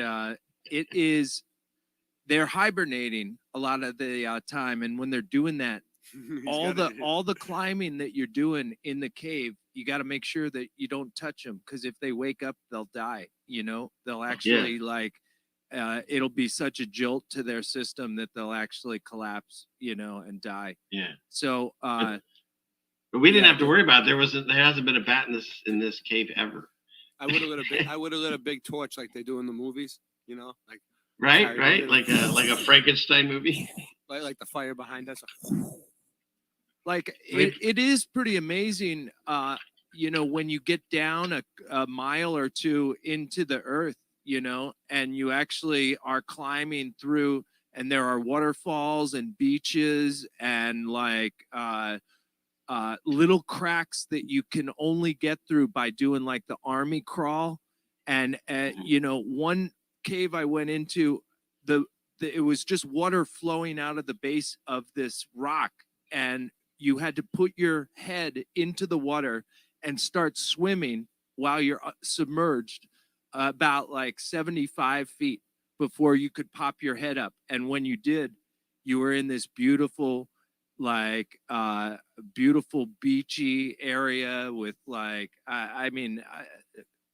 jade colored water, and it's like amazing experience in there. Yeah. So I'm wondering what the relationship is between like lava tubes and caves. Like, is there a connection? Do caves come from lava tubes or something like that? Or is there any relationship? Yeah, I don't know. The one we went through, it honestly looked like subway tunnels and things like that. And then Shapu was able to find old subway tunnels and stuff that have been, decommissioned or broken down, and they matched. So to me, it looked closer to that. Plus, there was no growth of anything, no animals, no insects. There was nothing in it. It was just completely dead. So Where I don't is know. Shampoo? Where is Shampoo? Is he in the chat? Where's the shampoo? I was quick on that one for a change. I was gonna say that. Good. Like that? Yes. Yeah. You're getting. And good. You're the- I don't know if you guys are familiar, but you brought up Indiana Jones. Does anybody else have a problem with the height of his hat anymore? Yeah, I know. I mean, I that was was- gonna say it. The Mandela affected hat. Yeah. My God, it's huge. Yeah, It is. it definitely changed. It's not the same as it was. It Yeah. stole from Michael J. Fox's guitar, I think. Right, his guitar got tiny, and this hat His got guitar- gigantic. We've seen one like that. At He the takes guitar up the shop whole other day. cover. Yeah. What's that? We seen a little guitar like that at the guitar shop like the other day, and I was like, "That's the one like that he was playing in Back to the Future." It looked like it, kind of. It was a little small guitar like that. Everyone remembers the big guitar that I've talked Right? Yeah, let's see. I remember Back. the big guitar. To the future. And I didn't even see the movie that much, but I remember it wasn't no little guitar like that. No, because it was such a formidable opening scene. No, not that one. Let's see. How do you get there? Maybe this one. No. The wrong guitar scene. Well, this is what he has now, this tiny little yellow thing. Yeah, Uh, they had something like let's that see. at Guitar Center the other day. We were there. That's what me and Christian do now. We go hang out at all the guitar shops and Right? Well, that's how you found Yeah, we- Freddie. We just look for like little things that we might need. Because this speaker was so huge. Speaker was And- huge, and then he pulled out the the big like hollow body guitar. I thought it was. Yeah, yeah, not this And now ukulele it's this thing. tiny ukulele that he's playing. It's nuts. That's a weird one, man. That is Some of weird. these are so weird. So weird. All right, we'll get rid of that. Get rid of that. Do we get it? Oh, by the way, shout out. I don't know how many of these things we'll get to, but someone told me to look into this area. Jen, if you're still watching, where is it? It's What is called it? the Bizty. I don't even know how to say that wilderness area, but I don't know, some really interesting things, you know, with the little holes, windows, pockets of survival. I'd never heard of this place before. So there's a lot of interesting videos. It's not Yeah, a Michelle meltology finds- show, Michelle but finds me a lot of places like this too that I never even thought of looking. There's a lot of places that just pop up. But yeah, it looks like melted buildings to me. Look at that one. it's some really Really cool cool. stuff. Yeah. But yeah, in any case. So so there's that. Let's see. We'll go back. Let's get out of the screen share. Oh, let's go to this site here. So for those of you who don't know, I do believe that at least a portion of birds most likely are angels of some kind.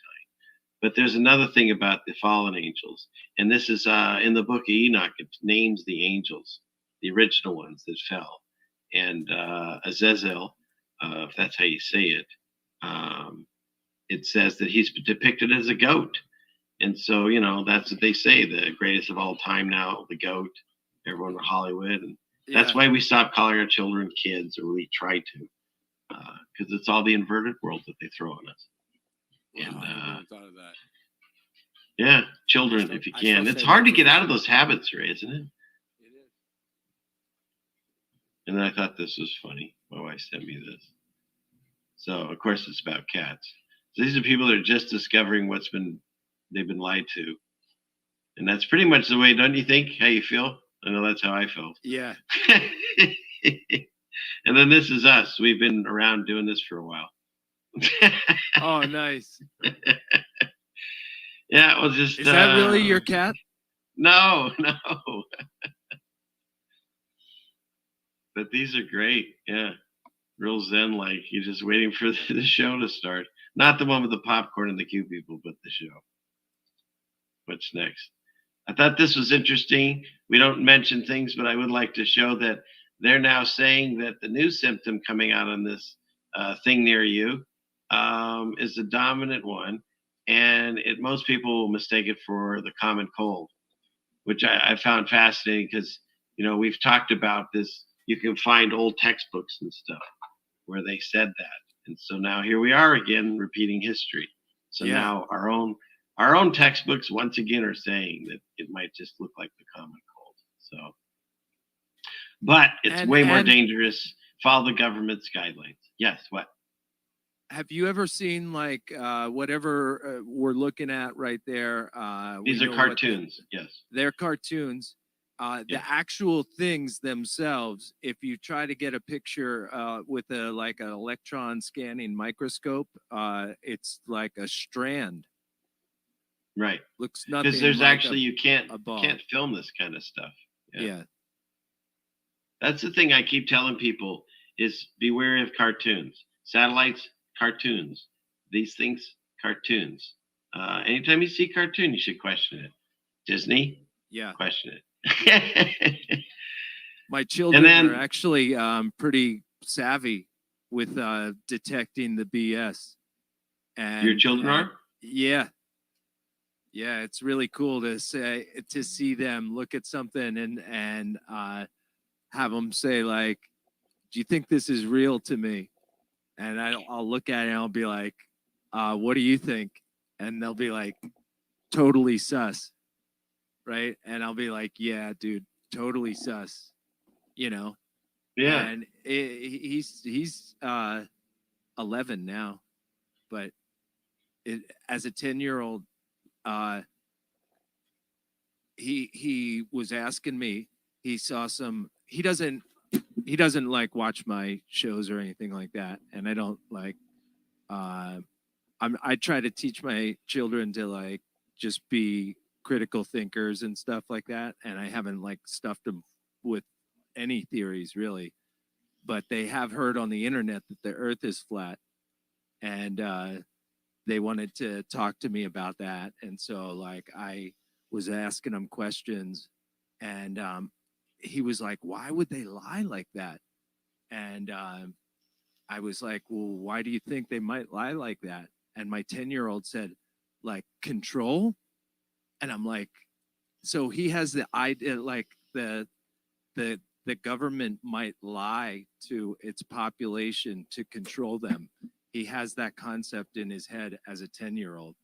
That's And I didn't, fantastic. and it wasn't necessarily me. I just question, and I ask him what he thinks on things, and he's formulated like a BS detector that's pretty phenomenal. Yeah. Well, the thing is they've that's wonderful, because they're trying to make us think that there's nobody raising children to question things, and I'm Yeah. noticing a lot more people because of what they tried to do this last time. A lot more people have woken up to they're being lied to about some things. And I find it fascinating the people that are still playing along, because if you had a room full of people and you asked them, has the government ever lied? Every hand would go up, because they've admitted it on the different wars and stuff, the reasons we're in them and so forth. And Yeah. yet they told everyone to do all these different things at the beginning of these last few years. And now the same people have come out and say, okay, you don't need to do them. And yet there's people still clinging to what they were told to do before. And when I asked some people why they were still following along with the old protocols, they said they don't believe them. And I said, well, that's interesting, because, they don't believe them now, but the same people they believed then. You know what I mean? Like now Yeah. the same people are telling you don't do it anymore, and they're like, no, I don't trust you. They don't even see the illogicalness, or whatever that word is for that, Yeah. It's amazing. It's amazing, but it's unprecedented. Like we and that's what makes me actually feel even more special, that we've been given the gift to be here during this kind of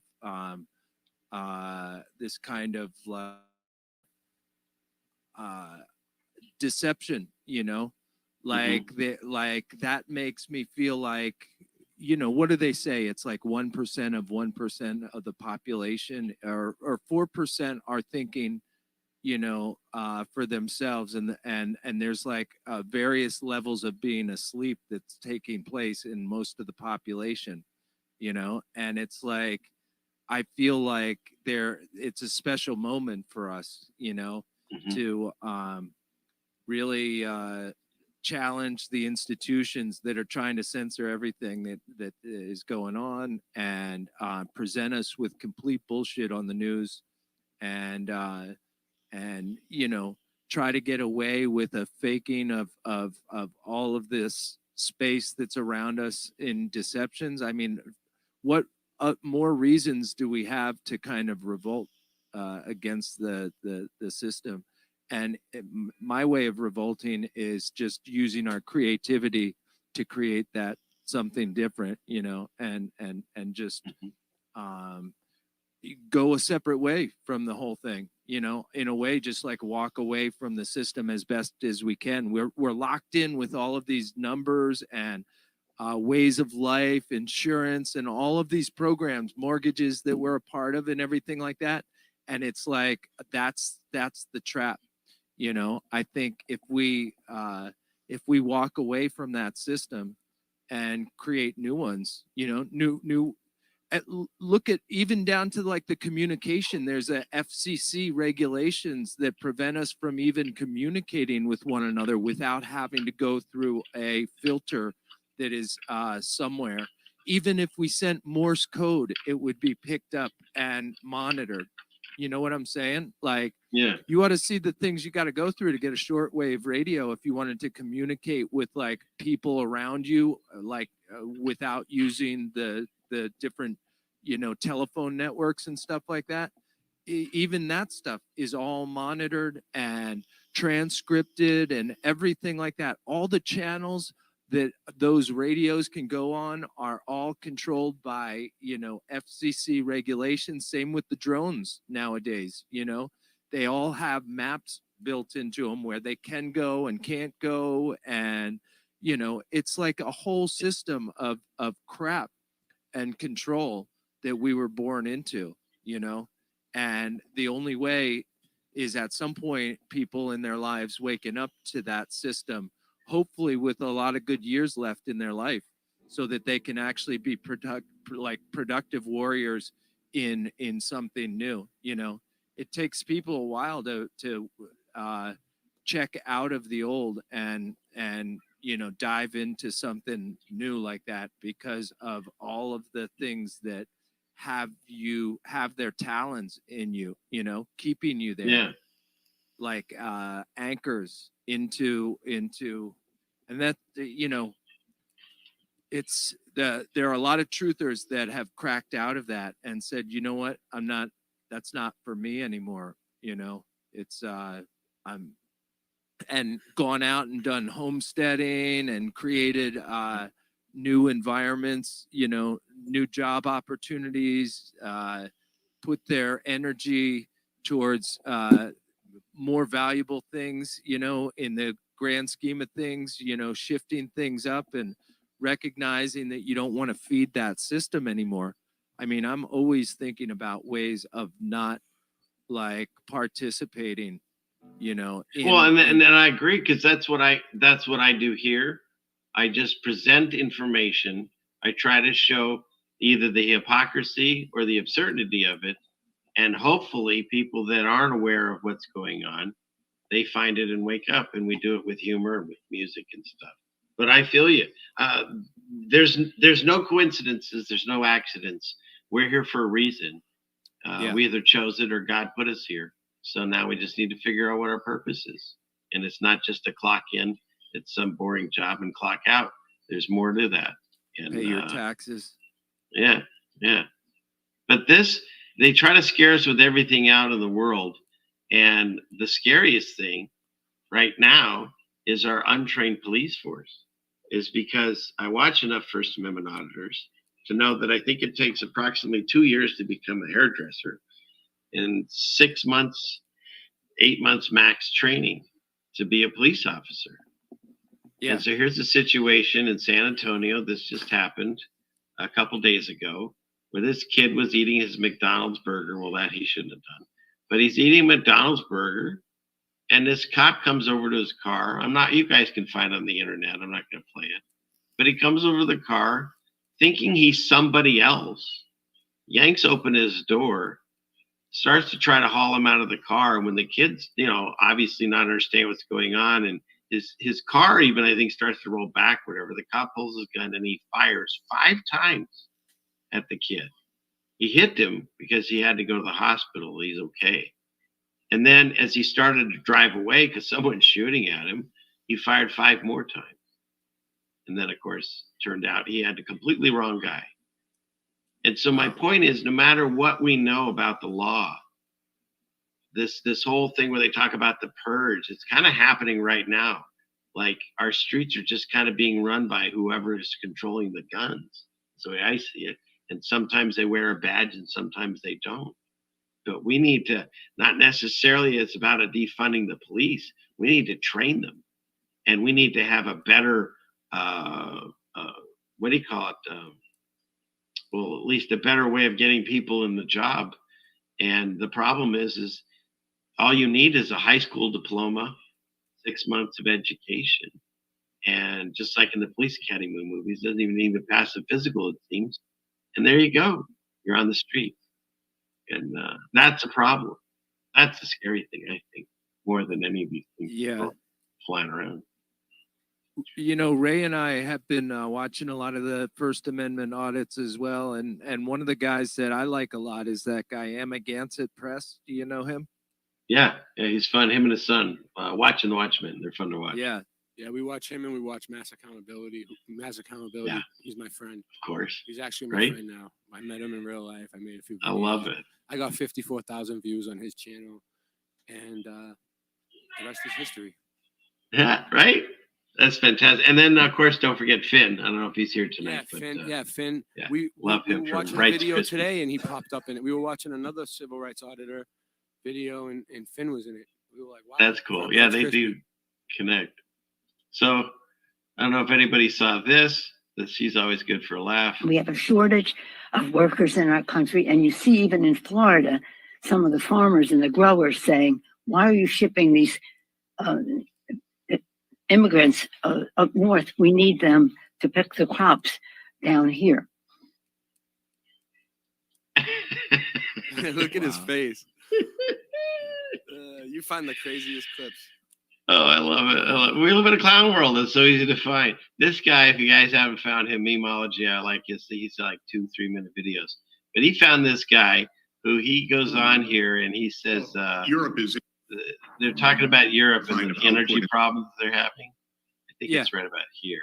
in fact is that the European economy is getting hammered by this, by the sudden cutoff of energy. And now to make it definitive, the destruction of the Nord Stream pipeline, which I would bet was a U.S. action, perhaps U.S. and Now, Poland. do you guys know about that pipeline thing? No. So there was a Yeah, I pipeline. know about it. the, Yeah, the major source of gas to Russia, and in fact, I have it in this video. There's They- two They were times. trying to run it this through one of lady the in the- neighborhoods near me, Salem Family, in the pipeline, and there was Oh, like all these really? there was all these big protests around it. We could- Really? Well, so this gal, Secretary of State of Political Affairs, she says, And I want to be clear with you today. If Russia invades Ukraine, one way or another, Nord Stream 2 will not move forward. okay, so that's the first thing. The second one is our president, or whatever this thing is with the demonized. He Let me says, answer the first question first. If Germany, if Russia invades, that means tanks or troops crossing the border of Ukraine again. Then there will be no longer a Nord Stream 2. We will bring an end to it. But how oh, will sorry. you do that exactly, since the project and control of the project is within Germany's control? We will. I promise you, we'll be able to do it. So to me, that sounds like threats. Okay. So Yeah. in addition to that, check out this guy. What he says. This is Hey, Jeff, we got speculation. to stop there. That's quite a statement as well. Why do you feel Absolutely. that was a U.S. action? What evidence do you have of that? Well, first of all, there's direct radar evidence that U.S. Helicopters, military helicopters that are normally based in Gdansk, were circling over this area. We also had the threats from the United States earlier in this year that one way or another, we are going to end Nord Stream. We also have a remarkable statement by Secretary Blinken last Friday in a press conference. He says, this is also a tremendous opportunity. It's a strange way to, it's a strange way to talk if you're worried about the piracy on international infrastructure of vital significance. So I know this runs counter to our narrative. You're not allowed to say these things in the West, but the fact of the matter is, all over the world, when I talk to people, they think the U.S. did it. Okay. So like, we're not even hiding it anymore, right? We just throw it right out there that everyone in the world thinks we did it. We threatened them twice that we were going to do it, and now it's gone. Where you guys are? Oh, sorry. So that's the way I see it. And this is the problem with what we can and can't believe. I looked far and wide to find this again. But this video that shows a child, and it's, really scary. But then when you see it's actually, it's just a green screen thing that, you can do on your computers at home now. Yeah, absolutely. That's why we have to be so vigilant about what we share, even things that we find on Twitter, because it's that easy to fake it. And we don't know what we're looking at anymore. We're at that stage, like you were saying with your son, Christian. We were like, what do you think? Is it real or not? We have to do this almost on everything at this point. I showed my son the Flat Earth Kids show from Tommy from Flat Earth Uh-huh. And at first he's young. He's only 5 years old, and at first he looked at it and he like almost didn't believe it when they showed the flat Earth model, and then I seen the wheels turning in his head. So now he's thinking about it, and he says like, the Earth is flat. What you gonna do about it and stuff. I like that. That's a good hook, by It's the stuck way. in his head now. So when he goes to school, hopefully when they try to show him the globe, he's gonna like at least have an option. I'm not pushing it, but at least Yeah. it's an option for him to at least Yeah. think outside the box. Well, that's how we have to present it. You can't force it on someone. You just have to say, hey, look and see for yourself. That's how we did it. I mean, I prove these things to myself by trying to disprove them. That's the fun thing. So, Yeah, exactly. And then, this was interesting. So this was a green screen mix up. So this guy is at NATO. So it doesn't change the nature of this war. It remains. And there's a glitch. And then- Создавала современную Украину. Именно Россия создала современную Украину, передав туда значительные. and it switches over to a There Russian. might be a technical problem there, a very strange coincidence too. Yeah, it is Yeah, such a yeah. coincidence, right? Yeah, total coincidence. Nobody knows where any of these people are anymore. They're green screened out of the place. We don't even know if they're real. Now, like we saw that Bruce Willis thing, I covered that. Do you know what they're doing with him, Christian? Because Bruce Willis, I guess, supposedly he can't do his stuff anymore. He's dementia or something. So Right, he but- just signed the very first facial contract to where they can use that AI technology where they morph your face and they It's put it gonna on be someone. Bruce Willis. Yeah, he's going to be doing That- more movies. That means they've been doing it for 10 years, probably, Yeah, right? no wonder Probably. he stays in such Exactly. good shape for so long. It's been like 50 years and he's still doing Die Hard movies. Yeah, they just put his face on somebody else's body. That guy's in great Fantastic. shape. He is. Age, Yeah. for his age. What is he, like 80 now? Yeah, something. I don't know. You guys, I I didn't want to know about score this. one of those deals. That would be good. No, you don't. You got to sell your soul for it. Look Oh, you at the do? residents of Las Vegas saw a bright mushroom cloud in the sky. We'll talk about that, about bands, and we'll hit that. Yeah, in a we've been talking a lot about it lately too. So you know, Okay. we're not. So residents of Las Vegas, they saw a bright mushroom cloud in the sky and were frightened. Many started posting on the social media saying goodbye to their loved ones. It's nuts. They what they do to us and how they traumatize. Look at this cloud. It looks so crazy. You saw that, and that looks Get just under like your the stuff, desks. right? Yeah. So when I was growing up in high school, here, let's say it's what was it called? The You don't remember. oh, here, the you know high what I school- have here? No, I know the name of my high school. Stop it, you. Just hang Oh, on I a was second. I thought some Bruce Willis thing was setting in, dude.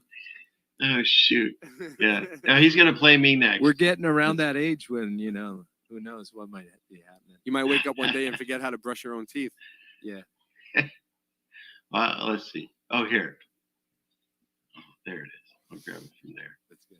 So, like when I was in high school, they had this movie. I think it was a TV. Yeah, it was a TV movie because I had the TV guide. I remember it, called The Day After, and it was about nuclear war. And see, look, this looks like the same look, doesn't it?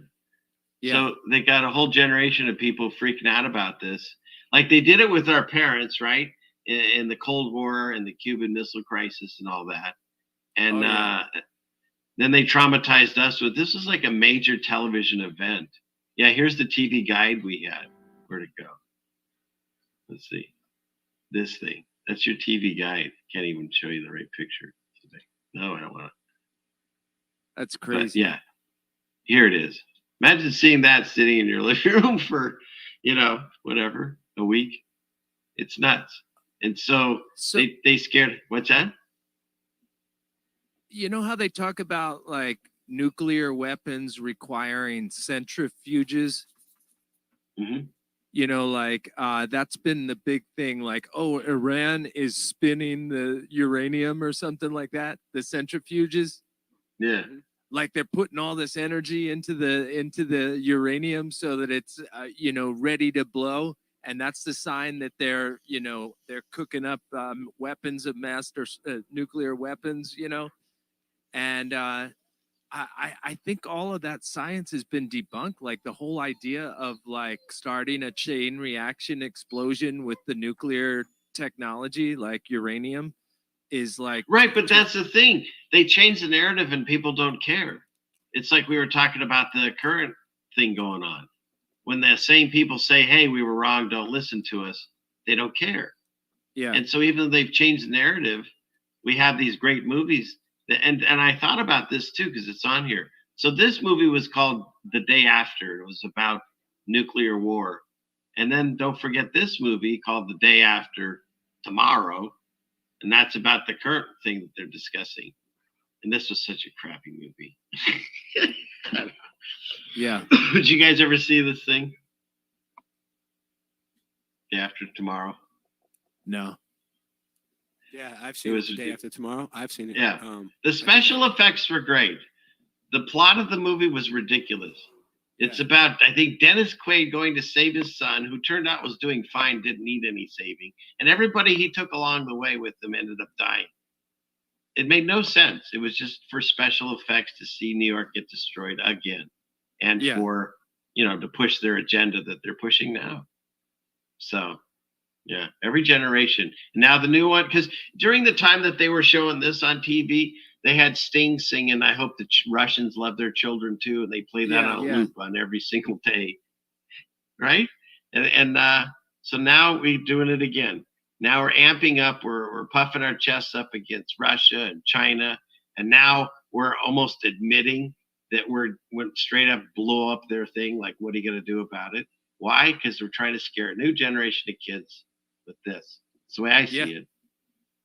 Yeah, you know how many parents are going home and like informing all their children of the news that they got off the network television, and they're basically got them all pumped up against Russia and everything like that. I mean, it's just incredible how all these stories, we're watching them just get fabricated and then pumped into them as they're growing up, along with the whole generation growing up with the current situation. It's just like it really is incredible how many parents went along with things, and just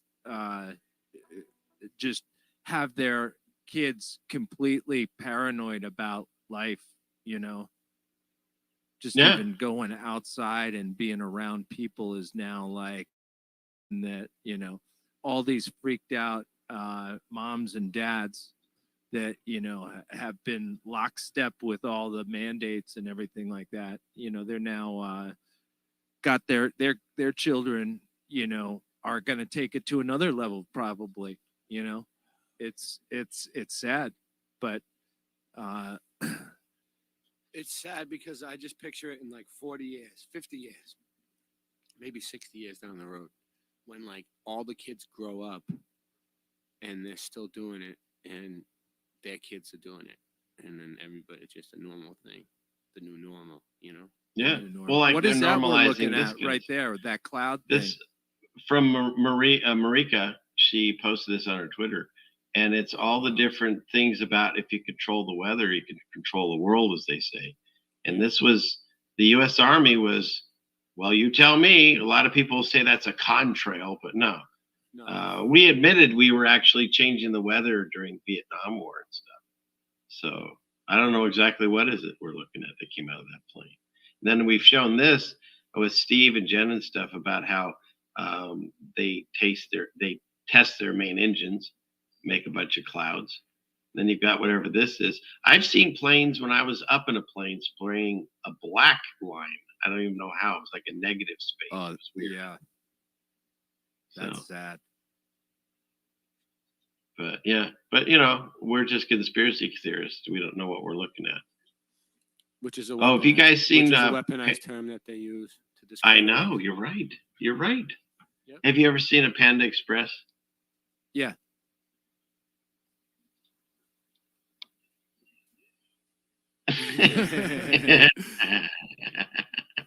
Oh, it's a husky too. I know, that's funny. Panda videos. right? If they exist. So, and then here you go. Here's your real news. CVS is on trial for putting the sham homeopathic products next to the real meds, the pharmacy. Damn it, right? And I think Wayne sent me this, and I wasn't quite sure why he was having me look at propyl galate. I think that's how you say it. It's a food additive, and Okay. it's in like everything kind of thing. And so when I looked into it, the Food and Drug says it's one of the ones, we've talked about this before, where they say it is generally recognized as safe. It's GRS and or GRAS. There we go, GRAS. So they've affirmed that it's generally recognized as safe. Okay, Yeah. so that's U.S. government. In But vague then- terms, it's safe. Yeah, except for dogs. So the dogs, it seems to adversely affect their reproductive health, cause cancer, blah blah blah. So don't feed it to your dogs.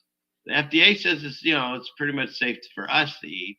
Yeah. But then when you go into like what it is on Wiki, because of course that's where you get all the best information, it actually says in this that in 1993 in rats found little or no effect on carcinogens by this thing.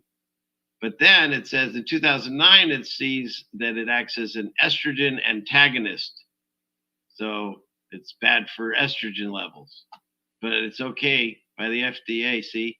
Not good for dogs, not good for, I guess, women. And, and don't get it on your skin because it's an irritant. Oh yeah.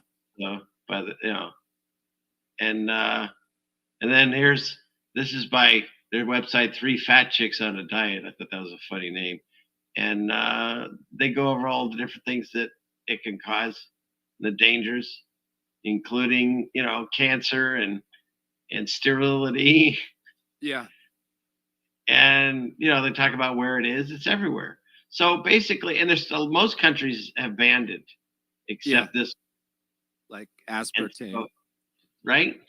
So like it says, it's been found that while included in oral products showed preventative effects, including a reduction in cancer birth. So they're saying, hey, if you put it in some kind of oral system, it's helped with cancer, birth defects, and cavities. These positive results are great. Woohoo. And then it says safety measures and side effects. However, it's considered controversial because of the links to cancers and other harmful side. So a minute ago they said it solves it. Now they say it causes it.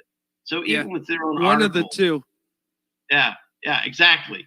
But don't forget the FDA, who approves all drugs that we're currently taking, they say it's generally recognized as safe. It's GRAS. Yeah. So that's so yeah. I think that was Wayne that sent me all that because I wasn't sure why, and now I read through it. It was quite interesting. Just another, just to show you how they don't even keep their own lies straight. So, and then here we'll do one more here, and let's hear a song. This I want to say only in California. Is this Melanie driving? Going on right here.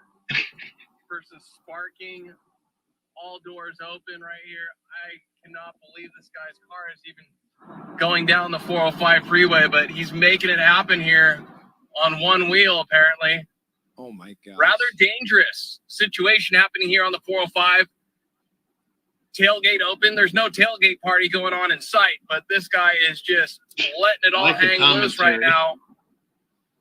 Front wheel is definitely out. Let's see what this person's smoking. I think it's Melanie. Damn. Oh my god. What are you doing? Get off the I'm okay. road. Hi. Yeah, I'm good. Yes. Get out of the car. Are you on drugs right now? Probably glue. I mean, I had somebody help me before, and apparently the brake did not. Do you know you're driving on 3 wheels right now? Your wheel's completely out. You just crashed into this gentleman right here. You're a hazard. You're on the freeway. 80 miles on the freeway, on the 3 wheels. I'm gonna trade it. You need to get out of the car. I will. Just get out of the car, Just miss. leave the car. You're on drugs right now. You're on painkillers. There's So some. leave Yes, the you car. are. You are on some drugs right now. Oh my God, absolutely. Put your car. And then, I guess those are Pez. Oh yeah, yeah. Is that something? That's nuts. Wow. It's nuts. But even Unbelievable. scarier is this guy. Unbelievable. He's going to get rid of gas cars and now gas heaters, so everyone will freeze to death and have nowhere to go. They want to put everything electric, but the grid's already crashing. So how do they think all this new electric's going to do anything? Nonsense. Okay, let's get out of this. And you guys good? I don't have any way to take a break, but you want to go a song? I'd love to hear a song. Yeah. Let's go for it. Let's do it. All right, everyone. Once again, Levelhead live on the Ceiling Fan Man Hour.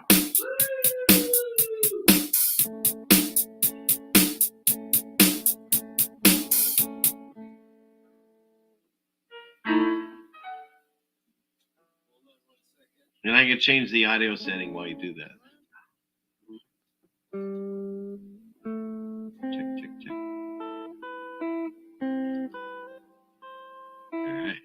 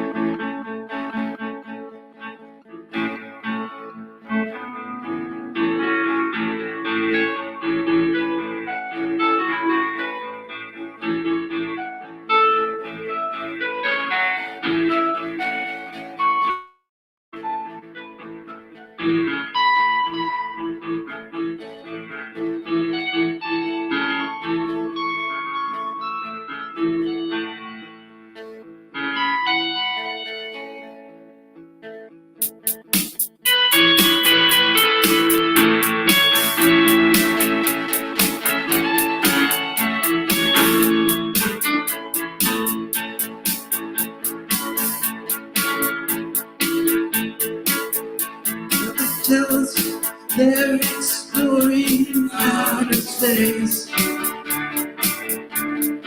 It's all fake.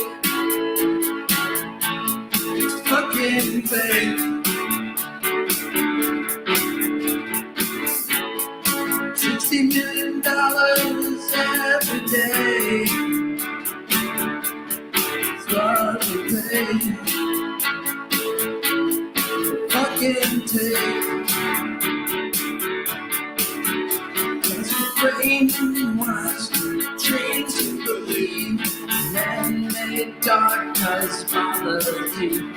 Set by evil fuckers many centuries ago. The population that take control of the world, seen it all before. To always play in the book, fishing for souls by baiting the devil's hook.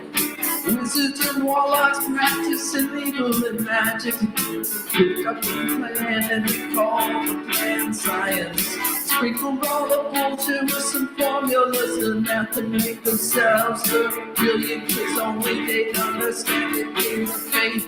The masses as they push theories and lies. Try to make us slaves if you got this inside. God lives inside. So they try to make us God lives inside. So we all roll over and say, go ahead, NASA. Have your fucking way.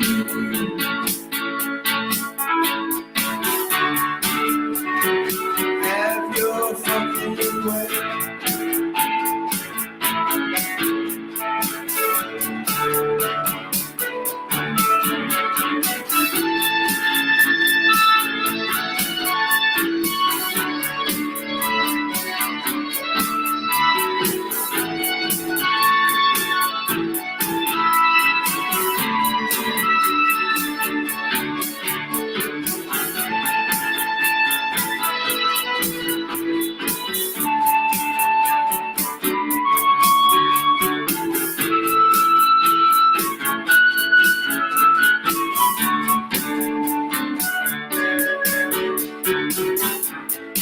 can we see so much farther than they say?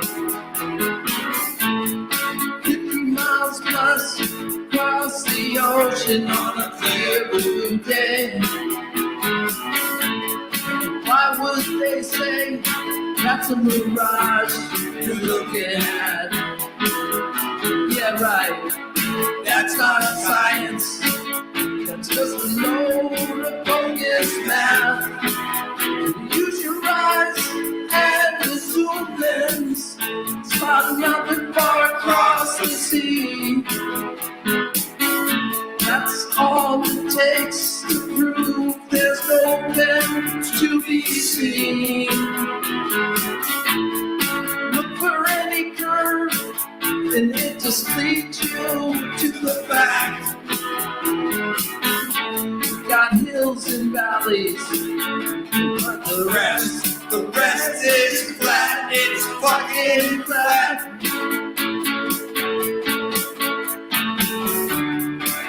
Ooh, it's fucking flat.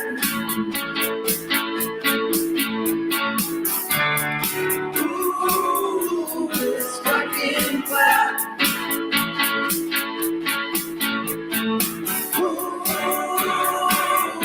It's fucking flat.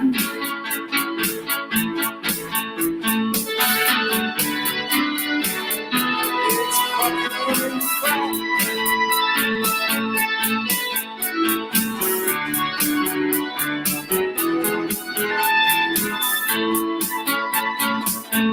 Christian Knapp on the keys.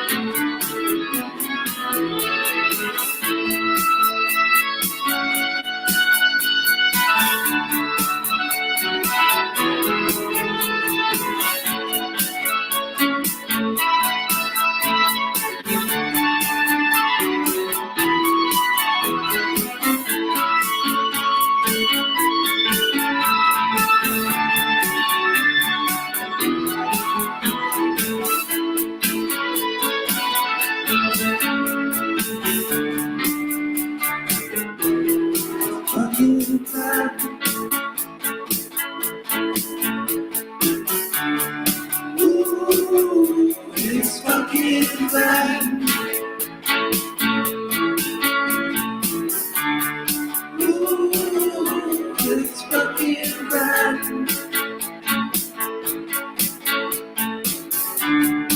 Ooh, it's fucking flat.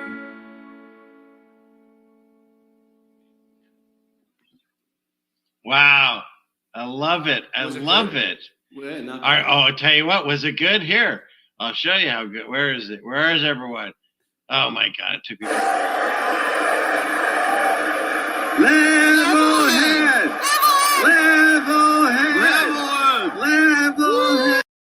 See, pretty Yeah, soon you love won't it. even need We that. love it. It'll happen for real. I might have to I might have to borrow that from you for our streams too, Sam Fan Man. You might have to, I'll send it to you. you might have to ship it to me. Yeah, you might have to fax it to my secretary.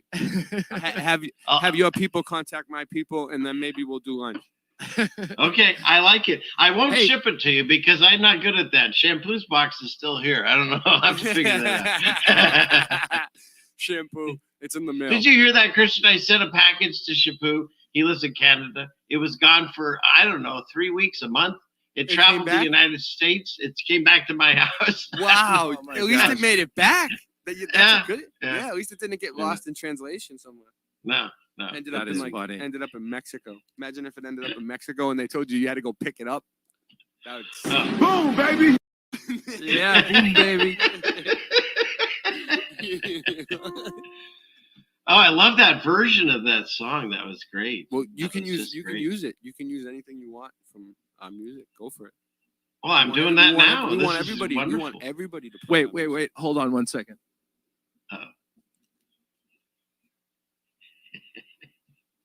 Having Oh a yeah. band Okay. meeting. Yeah, you can use it. Yeah. You could use it. We Excellent. just had to huddle up there and just make sure that we were on the same page there, CFM. I appreciate that. You got to talk to Ray. Ray! Think to Christian first. I'm sorry. I can't make announcements anymore. It's all good.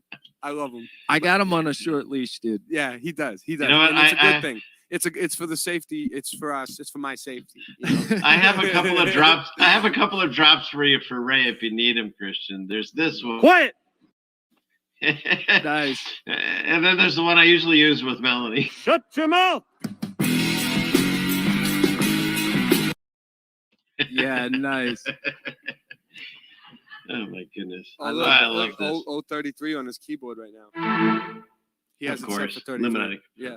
He always does. Of course he does. Okay. Let's see. Where are we at? Do I don't even need to. Let's see. There's a few of these tabs I did want to show you. Bring on the But, tabs, man. All right. Here's some more tabs. We didn't get enough tabs. Don't eat the brown acid. Yeah. Yeah, they don't say that anymore. Or I even made the joke before we started the show because you guys were doing the tuning and setting up and all that. And I said in the chat that you were upset, Ray, and that there was green M&Ms in the No, the break room. Don't eat the But- brown acid disgruntled me. I mean, I remember it from the Woodstock albums, like the old ones, like the actual albums from like the 70s. And my dad had them. Like I used to listen to it. Yeah. And they used to say, don't eat the brown acid. There's some bad sunshine, brown acid circulating. Something about brown sunshine acid. Now you can't find it. It No. says something about the brown acid, but it doesn't. It says there's bad acid going around. But they don't. Yeah, say I the heard word. that on They your say, show. That don't was eat wild. the word the brown acid. Like, They now say make sure you eat the brown acid. yeah. Then there's another guy that says eat half of it. Eat half a tab. Yeah. Yeah. But that's the thing. The same thing happened with the M&Ms in the backstage with the Van Halen. They didn't want green M&Ms in their contract to see if the people were, reading their contract. And now it's brown M&Ms. So Yeah. So I'm up with the colors. We're So actually don't eat the brown working- acid, but eat the. Huh? Ray and I are actually working on our rider as well. What kind of things have we put into our and the things that the riders that the musicians put it, like all the things that they need in their dressing room, Right. All the like stuff when I they had to go put in out. your green room. yeah, today. Yeah, we got something. We got salads Yeah. We're on gonna our have, like, rider. We need some nice fresh salads Yeah. Nice because salad. I got Ray eating salads. Yeah. now. I'm eating salads now. But Christian got me doing everything differently, man. My whole life is changing, and it's amazing. He's amazing. But That's very true. yeah. I'm turning them upside down a little bit. No, it's cool. I love it. It's great. But there's I'm welcoming it. there's an age difference, I feel like there's a lot of like wisdom, from a 54-year-old. Yeah, I'm learning. I'm learning a lot of wisdom. And Ooh, I got one. I talk to Salem Fairman a lot too, and he helps me. So Well, you know what, Ray? That's really sweet. But look, I have see, I can't find him now. Where is it? This one. I'm learning, Ricky. I'm learning. exactly. Oh shoot. But yeah, we all are. If we're not learning, then we're not doing it right, right? If we're not Yeah. changing and That's what I really like evolving. about Amagansett Press is he takes the opportunity to like really try to make it so that everyone there learns something that day, and Yeah. he'll do something like if it starts off on a really rocky foot with like the cops come out and they like get in his face right away. I've seen him a lot of times go, hey, listen, man to man, do you want to restart this all again? And just de-escalate the whole thing and just start over.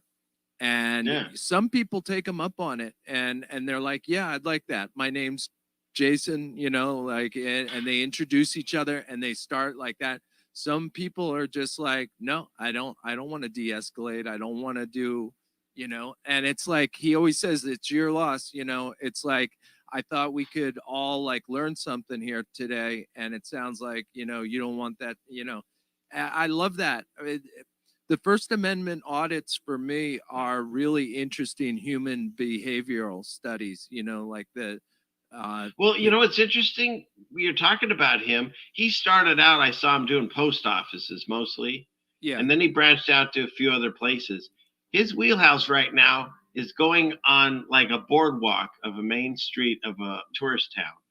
And like you said, it's an exercise in just like watching people.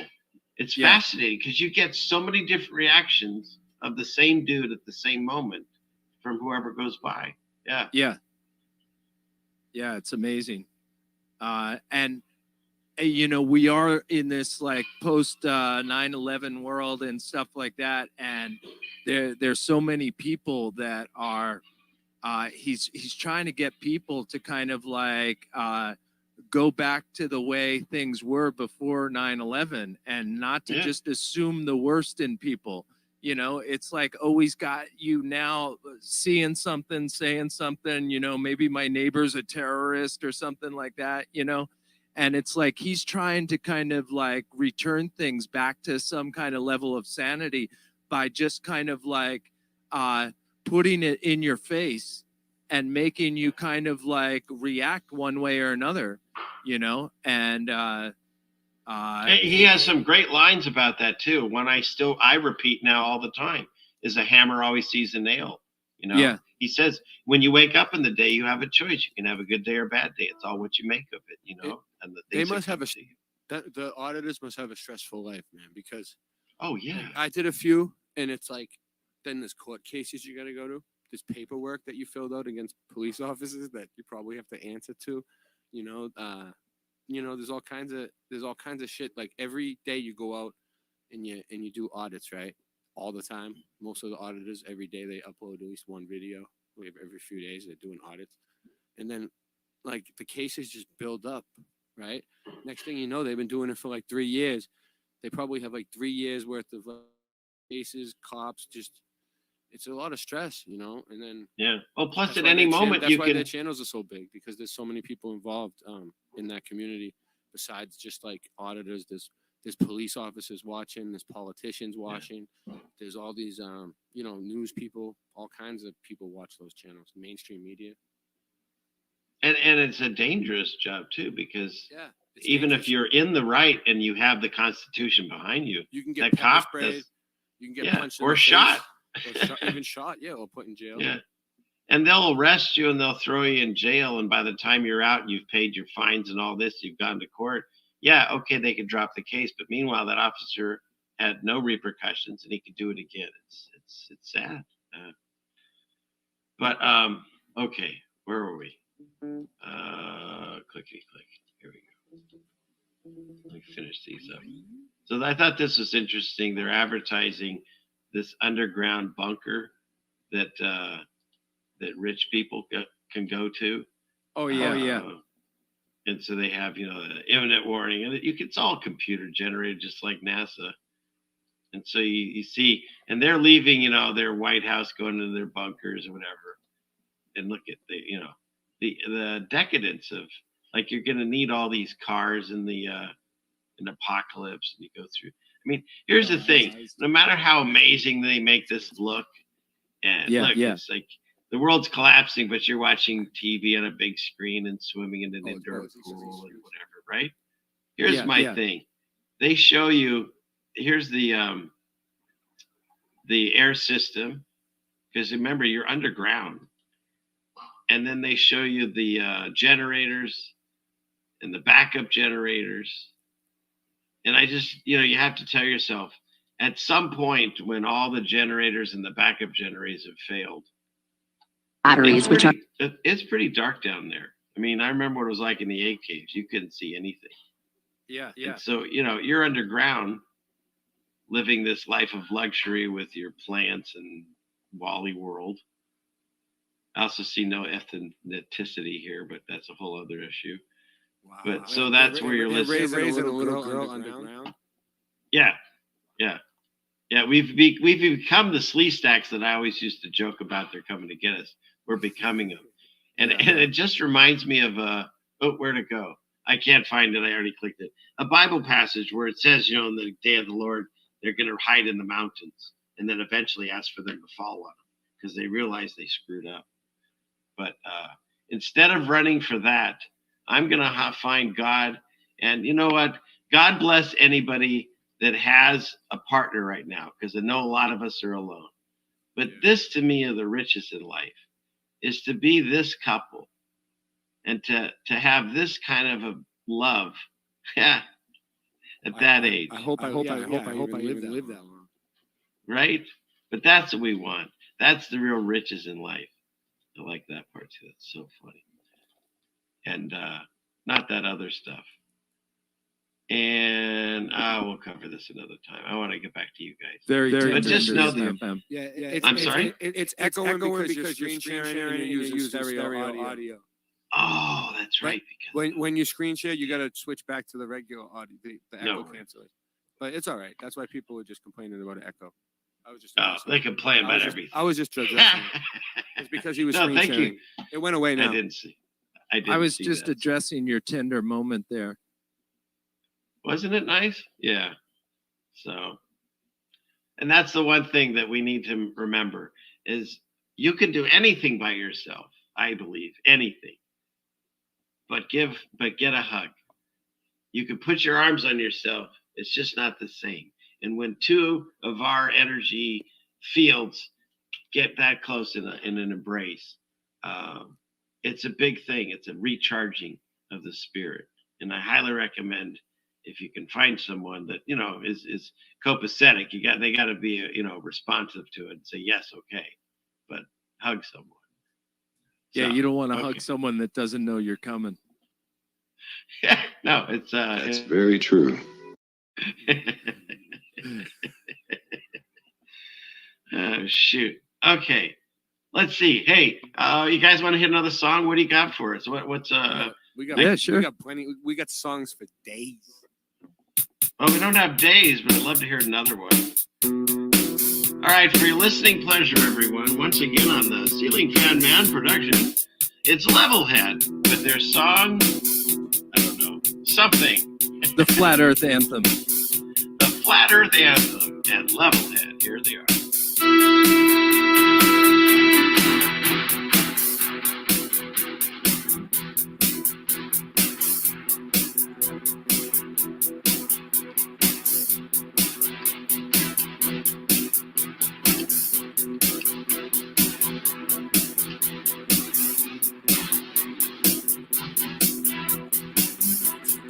Do about it.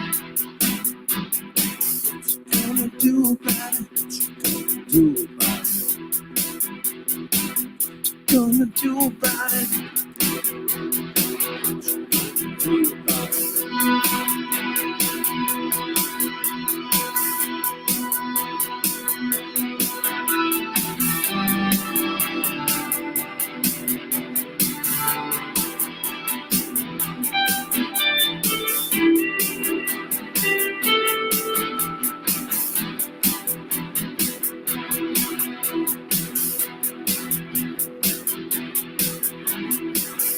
Gonna do about it? What you gonna do about it? Gonna do about it? What you gonna do about it? Gonna do about it? What you gonna do about it? Earth is flat. What you gonna do about it? Thought you knew about it. Would you rather do without it? When the sunny moon moves around. Can you hit a moving top?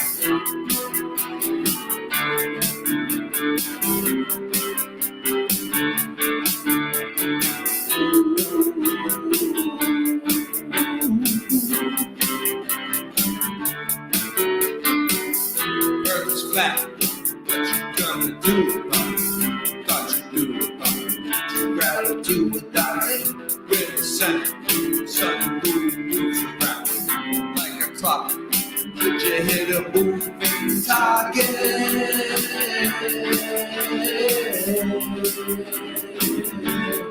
Hit a moving target.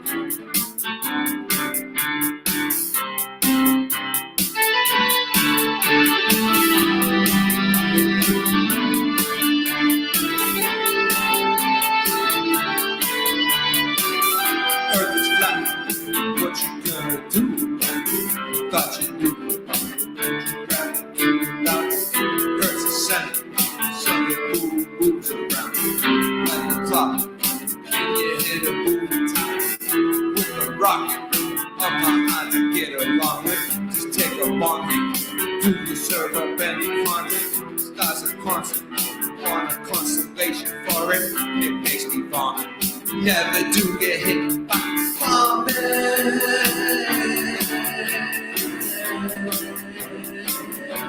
would never hit my comment.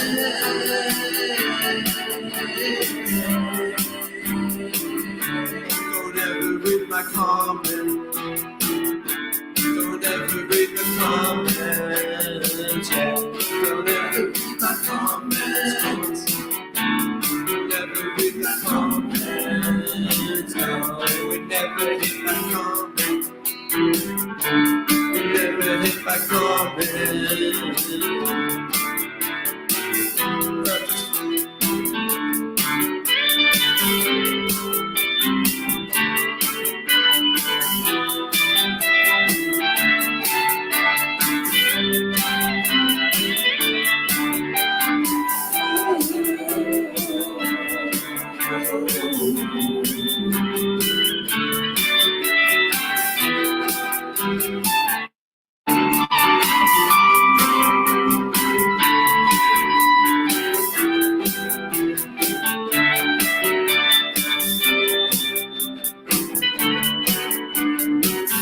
Earth is flat. What you gonna do? Thought you knew about it. What you rather do without it? When it's sunny, sunny moves around like a clock. Can you hit a moving top with a rocket? Well, I'm hot to get along with. Just take a bomb to serve up any content. The stars are clunky. On a constellation for it. Makes me vomit. We never do get hit by comet. Know you want it. Even another useless comment in the morning. NASA lost it.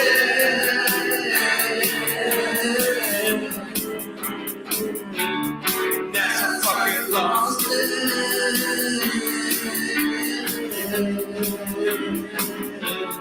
NASA lost it.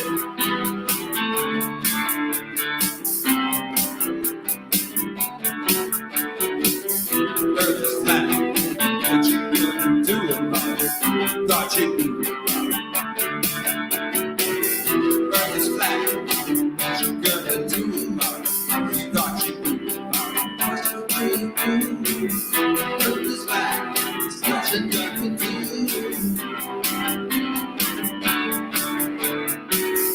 Earth is flat, and there's nothing you can do. We know it's flat, and there is a bunch of bugs. Though he's punching on a bunch of snuffleupagus. Think we're cute? Why not cuddle up with us? We know it's flat. Why you making such a fuss? My summer was the fucking best. That's just because the earth is flat.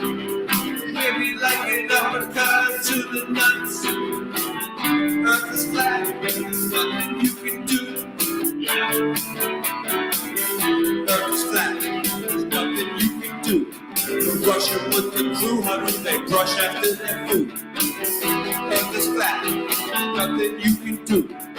Russian with the crew, how do they brush after their food? Earth is flat, there's nothing you can do. A Russian with the crew, how do they brush after their food?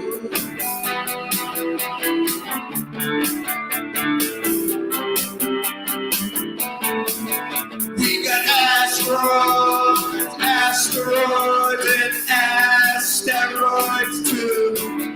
We got asteroids, asteroids, and asteroids too. We got asteroids, asteroids, and asteroids too. We got asteroids, asteroids, asteroids too.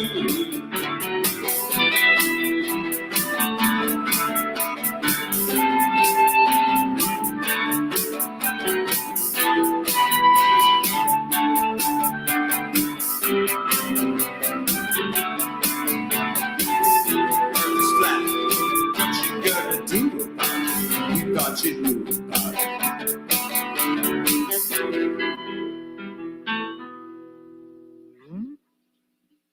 Wow. Wow. Here we go. We'll give it to you again. Level head! Level head! Level head! Level head! Yeah, it wasn't too bad. That's great. It was fun. I'm loving it. I'm LA Young's loving in it. the chat. What's up? Shout out to Elliot. Shout out to LA Young.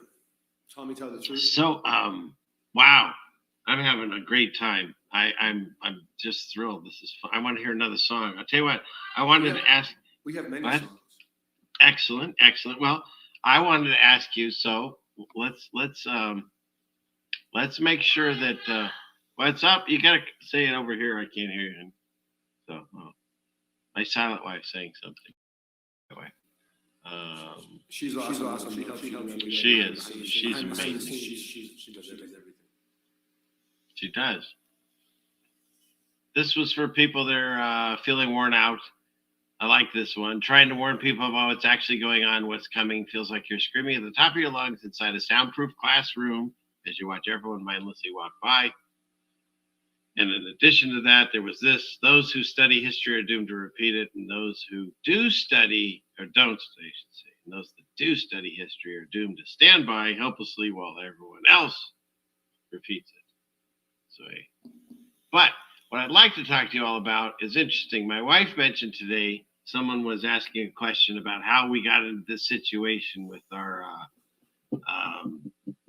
inflation and our economy and all that. And she made one small comment. She said, examine your dollar bill. That'll give you a lot of answers. And I thought, isn't that interesting? Because that's something that we've talked about on these channels. But most people don't think about it. It's something you see every single day in your life. And I also did find out the average life of a $1 bill in circulation is 6.6 years. So there's that. But when you start looking at what's on these bills, the current ones, where is it? It's down here somewhere. Play it, really. So on the back of the bill, of course, you've got "In God We Trust," but then there's the Eye of Providence, right? That thing is creepy. Right? Nobody even questions why it's on our dollar. If you trace the word Mason on the back, it makes it upside down, like say stop. If you trace it out. Which word? Like the M, you take the M, the A, the S, the O, and the N, and you circle them, and you draw a straight line, and it makes the Star of David. Oh, okay. Oh, I'm echoing again. I apologize. The music. Thank you, Gene. All right, hang on a second. Click. App cancellation. There we go. All right, fixed. Sorry, I had to do it when the music's playing. But yeah, so wow, that's something. Yeah, and then I'll have to take a picture and show you something. Yeah, no, I'd like to. Yeah, but then let's see. So you had the Eye of Providence. Then you got he favors our undertaking. That's interesting. Again, not sure who they're talking about, but I thought it was interesting when you get to this. Seclorum, it says, meaning new order of ages, but then it never shows you where the perpetuum, and you can go over the stars and the eagle. There's all kinds of things. But I did notice that it doesn't. One of the things we hear about a lot. Oh, here, yeah, new order seclorum, new order of the ages. So that's the New World Order. And when you look at the phrases that is thrown around by the Freemasons, of course, is this one. We all hear this: order out of chaos. It's the oldest motto of the Freemasons. When you look into the Freemasonry, if you haven't done this already, they've existed forever. They're in all of our history. They're pretty much the ones that founded the countries that we live in and taught us the indoctrinations that we're dealing with, and ways that you can spot them as you look for signs and symbols, and you can find different things that show you some of the Freemason signs. This one is of what does this say? It's a sign of an entered apprentice. It's this sign. Then you've got Dugard of a fellow craft mason, sign of a fellow craft, and Dugard of a master. So those are some of the ways that they could, do it without people knowing. They were talking to each other. Noticing all these audit videos, these police sleeves. They have like the police officers that have like a whole sleeve. They always do those type of poses while they're in the camera. Yeah, really. I don't know. I'll have to look for that. We've been paying attention. There's like the hidden hand a lot in the vest. Right. Well, they have Okay. it here and there, and they do something like this. So here's the question that I wanted to pose. As we know, as we delve into this, most famous bands or bands that get any kind of recognition have to go along with the satanic agenda. There's no accidents, there's no coincidences that all these celebrities want to do the same symbols over and over.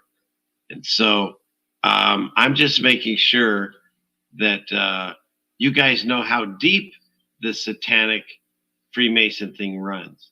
And just the way truth finds people, this video found me, where he went into a guitar. Have you done this, Christian? Have you looked into the array, on how a guitar is made these days? What's that? You're talking about going into the guitar and doing what?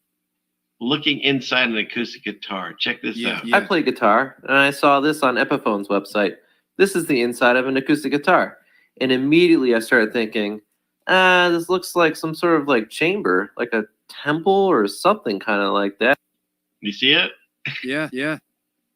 And then I'm starting to see the. Well, I'll let him talk here. Let's turn this thing over and see what it looks like. And sure enough, it has me thinking Freemasons. You got the triangle with the all-seeing eye in between. You got 6 pegs. You got light illuminating right there. They're all about that enlightenment through, like the angel of light, the morning star, if you will, Lucifer, right? The light bearer. You can see it. Am I crazy? Let's look into who actually invented this and see if I'm just a tinfoil hat wearer.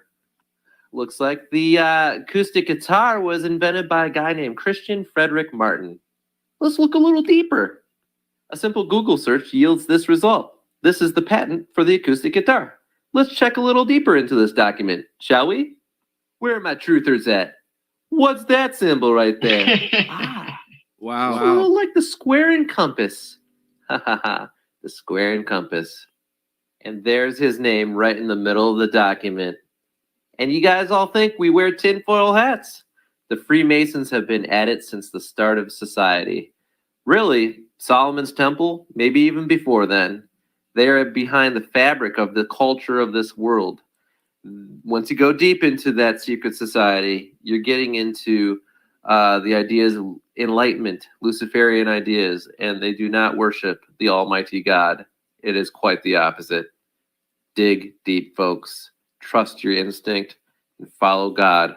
This has all been prophesied in the Bible. So I didn't know that about the guitar. What do you think of that? That's pretty wild. I have an acoustic and I look inside of it all the time because I have one piece of wood that fell out of it, but it still works. But I'm wondering where it fell out of, and I'm trying to figure out if I could. It's like I'm saving this little piece of wood that fell out of my acoustic, and I don't know where. I have a fake Chinese one or whatever this is that was left here by one of our kids. It looks like yours, Ray, only it's not nice. It's nice. And I'll learn how to play it.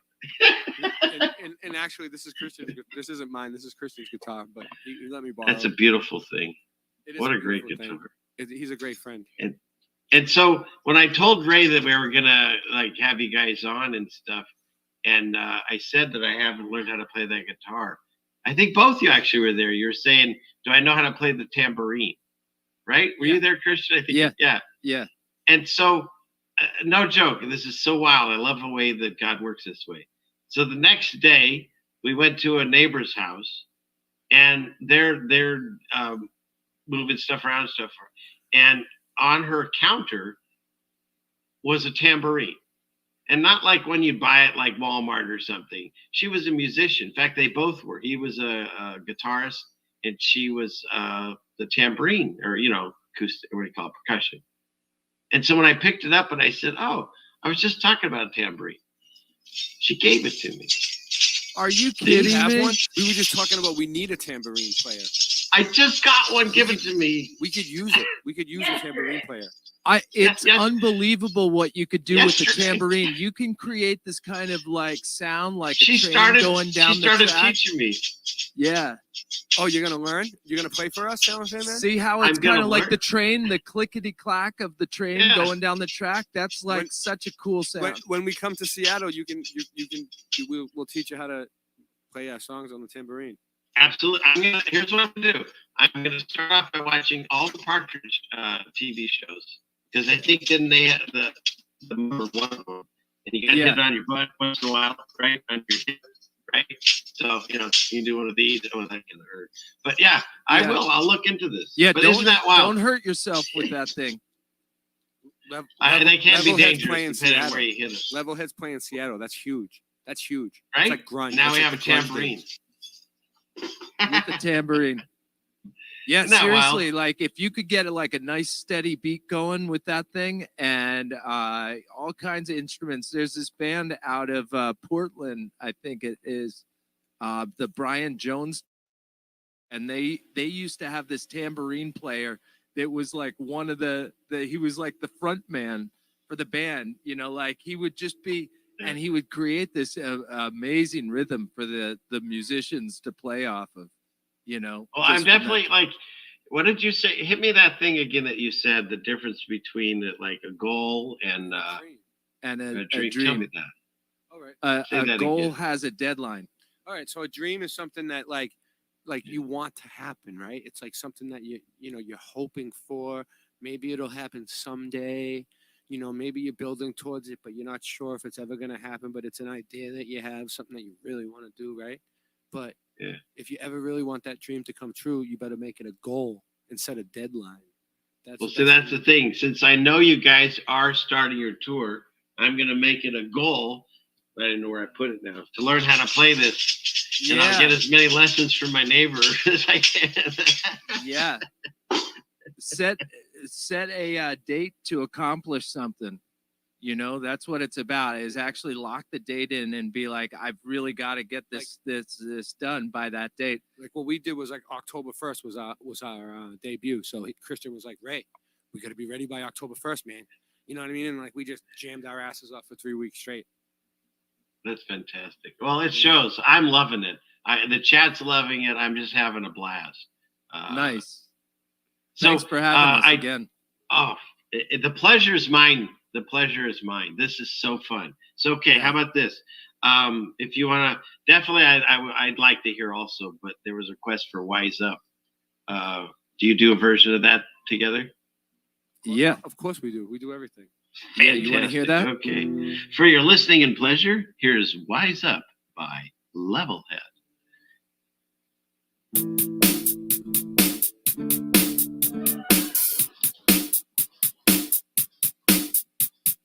And Freddie's kicking ass tonight, just so you know.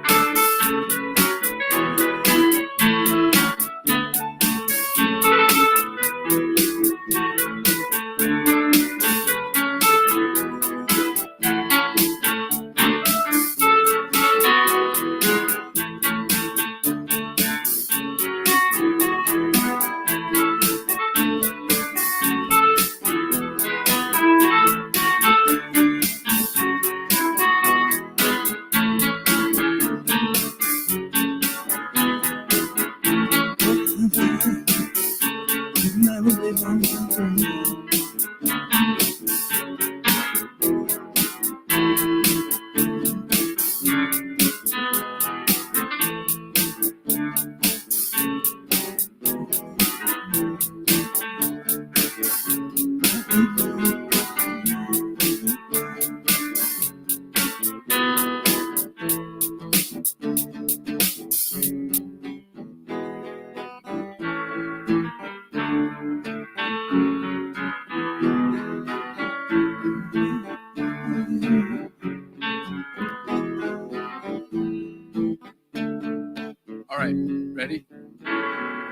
broken down and tired, thinking that we live on a merry-go-round. There's no curve at the horizon, but there's truth. If you set your ego down, you'll prove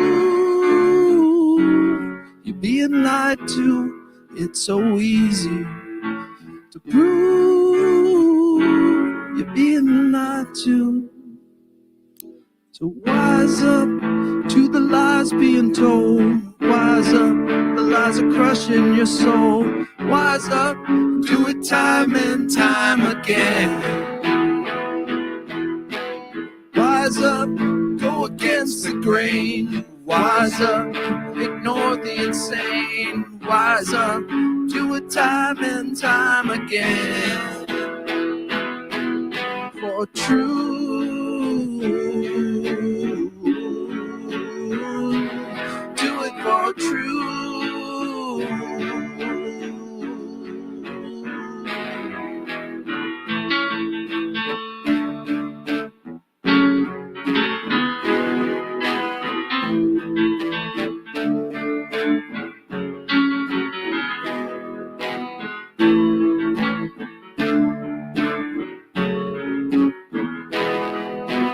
Wish if you could see that we all have been deceived by some crazies.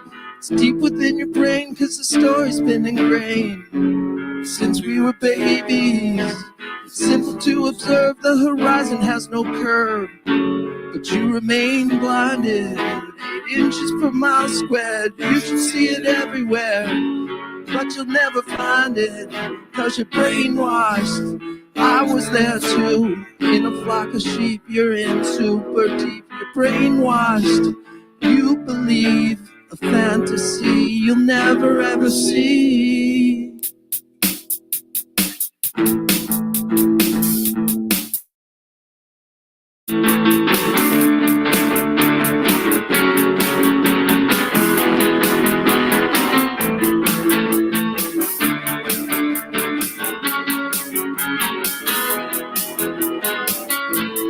Broken down and tired, thinking that we live on a merry-go-round. There's no curve at the horizon,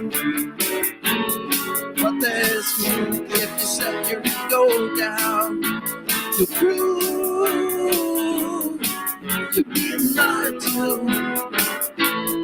Prove you're being lied to. So wise up to lies being told. Wise up, lies are crushing your soul. Wise up and do it time and time again. Wise up, go against the grain. Wise up, ignore the insane. Wise up, do it time and time again. For truth,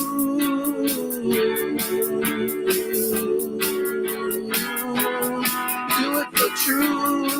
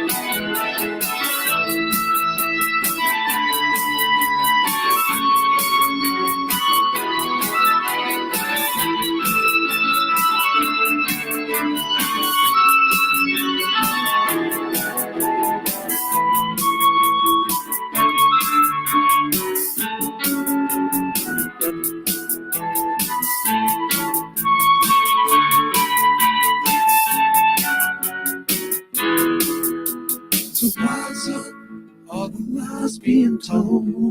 Wise up, the lies are crushing your soul. Wise up, do it time and time again.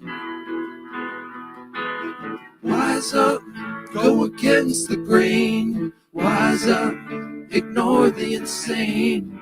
Wise up, just do it time and time again. For true, do it for true.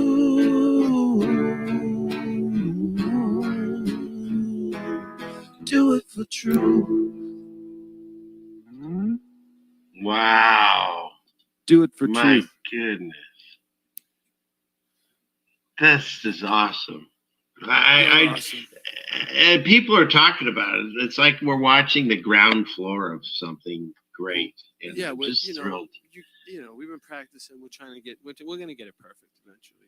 No, I mean we're watching the beginning. We're testing out different ideas and different things. I love it, See but that's the what- thing. see We're what works, watching see the what doesn't. beginning. Yeah, you guys, we're taking you along the journey with us. That's the whole point. Yeah. Like who would want to be at the cavern when the Beatles were figuring out whoever they are, if they're real? You know what I mean? It is starting to turn into like Beatlemania. It is, but we'll see what happens. I'm not.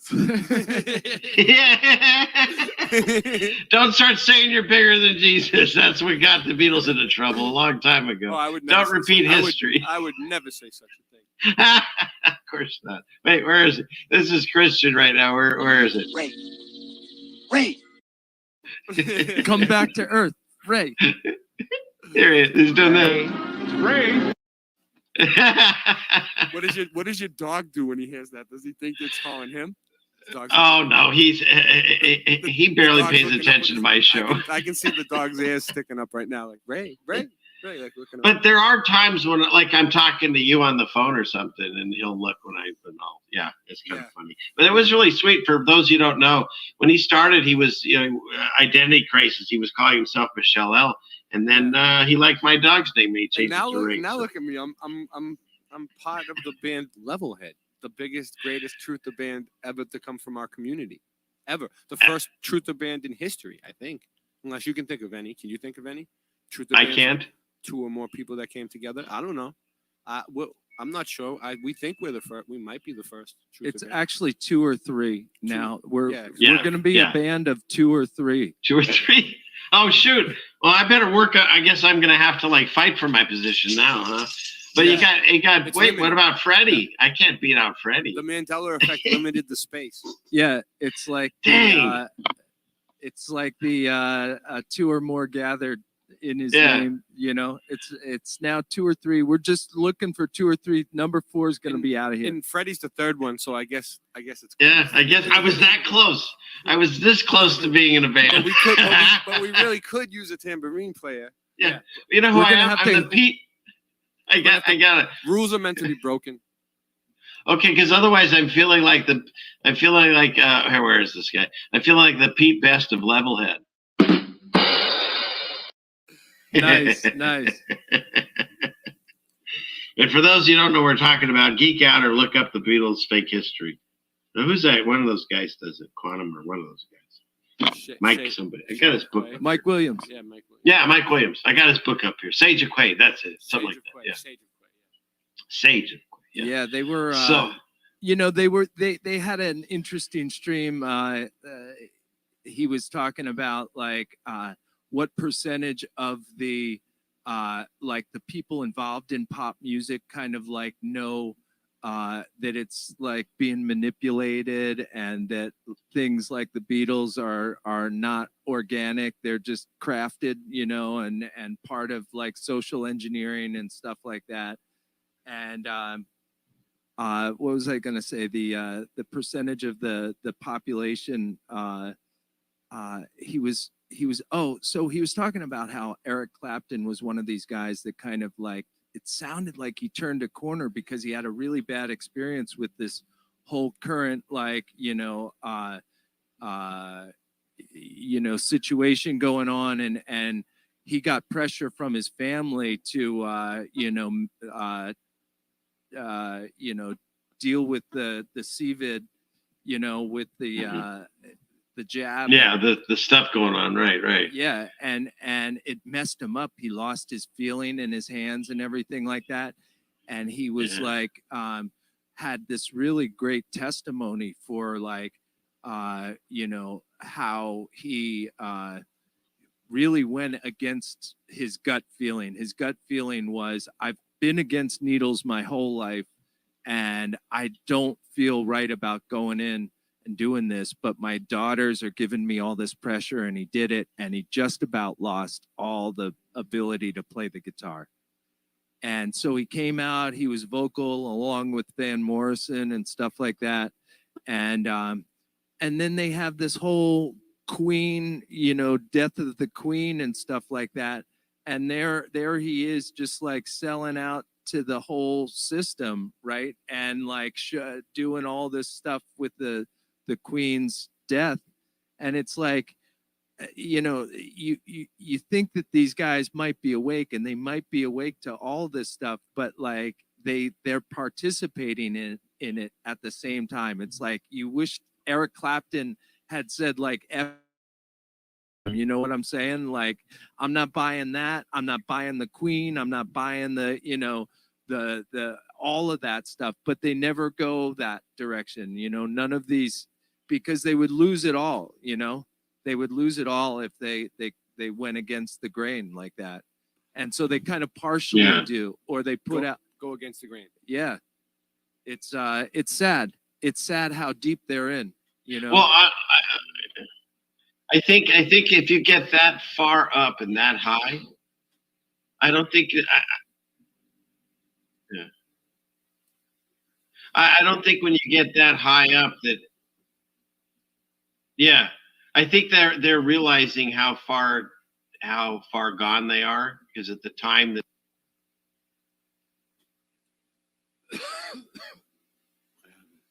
we lost him. It's probably us. It's probably my Wi-Fi. It's probably still going. It'll come back in a second. Watch. Does this happen a lot? Every once in a while. Oh, it's just us. What should we play? Play a song? Did we lose him? Yeah, let's play it. Let's sing a song for Ceiling Fan Man, because we do wish he was here. You know what I'm saying? All right, let's go.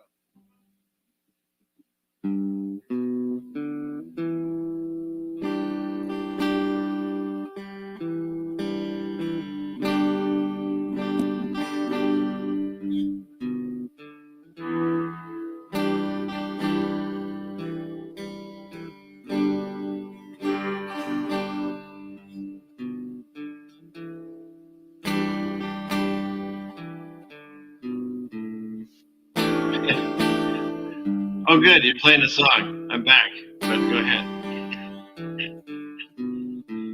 I got kicked off my own show.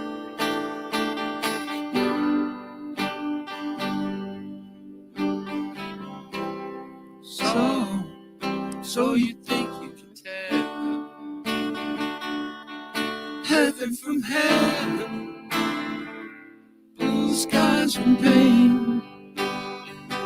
Can you tell the green field from a cold steel rail? A smile from veil. Do you think you could tell? Did they get you to trade heroes for ghosts on ashes of trees? Forever cool, breathe, no comfort to change. Did you explain? Walk on the wall, we grow in a day.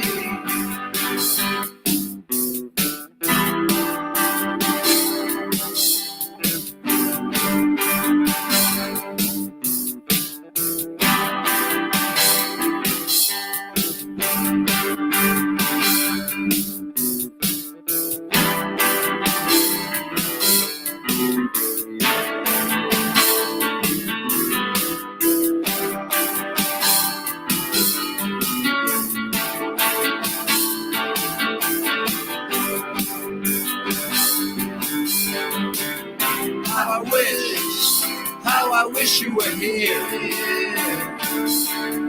We're just two lost souls living in a fishbowl, year after year, running over the same old ground.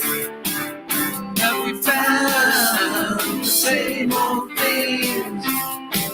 I wish you were here.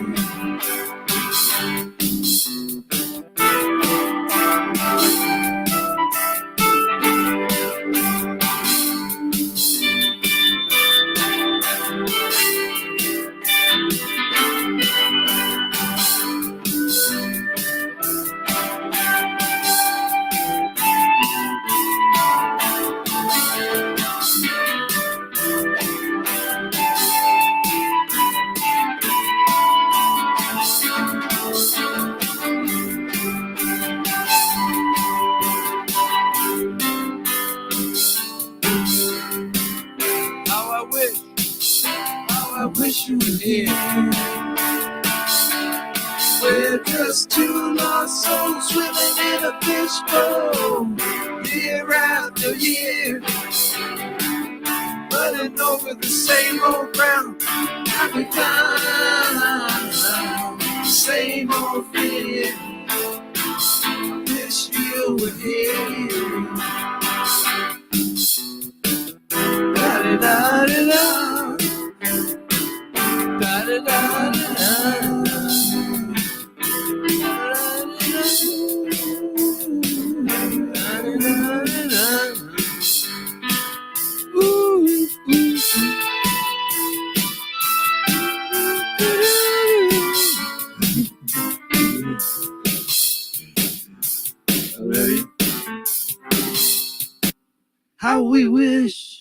How we wish you were here. We're just two lost souls swimming in a fishbowl, year after year, running over the same old ground. Have we found the same old fears? I wish you were here.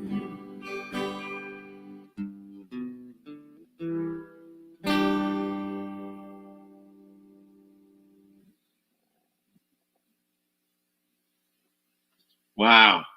I think I'm back. Yeah, we wished you were here. I loved it. I got to hear it. I just couldn't.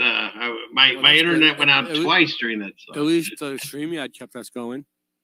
Absolutely. You know, it's nice to have a house band. Maybe I'll just make you the house band. nice. That would be cool. We'll come on and jam whenever you want. Oh shoot! We're gonna keep coming up with more and more songs and new stuff, and just keep adapting and changing and moving forward with our mission, because God sent us. We're on a mission from God. I know. I wasn't fast enough because I just came back here. We're on a mission from God. We're getting the band back There it together. is. We're getting the band back together. Yeah. Oh, I had a new one I made for you. What about this one? These go to 11. Yeah, I love that movie. I made that for Freddie Fox. But so I don't know. I think that's. I mean, that's. We've been going 3.5 hours or so. I know you guys have been standing and playing the whole time. We'd like another song if that's possible for sure. And then yeah. Any requests, or do you have something you want to? Oh, rock out on something. That's good. Talking about What's that?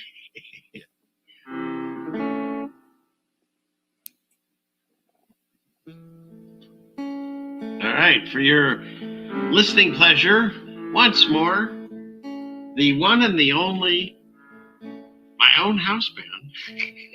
Yeah. Levelhead. This is fun.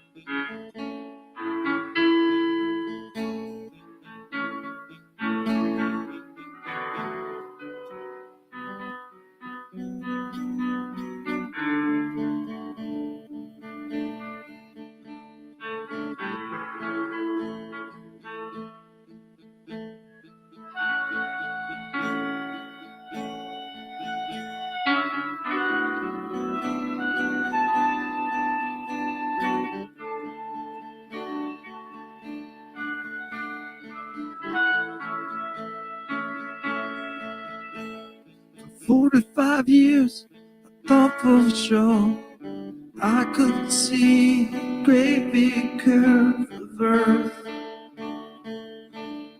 at the horizon. Then one day I saw a boat disappear and then magically reappear just by zooming with my camera.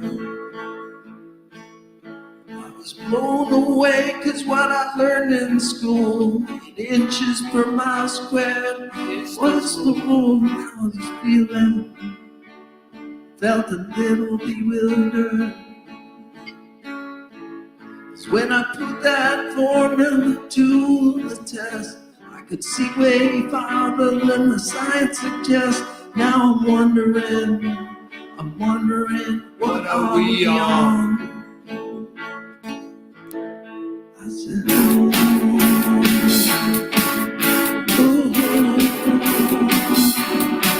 I said, hey, what are we on?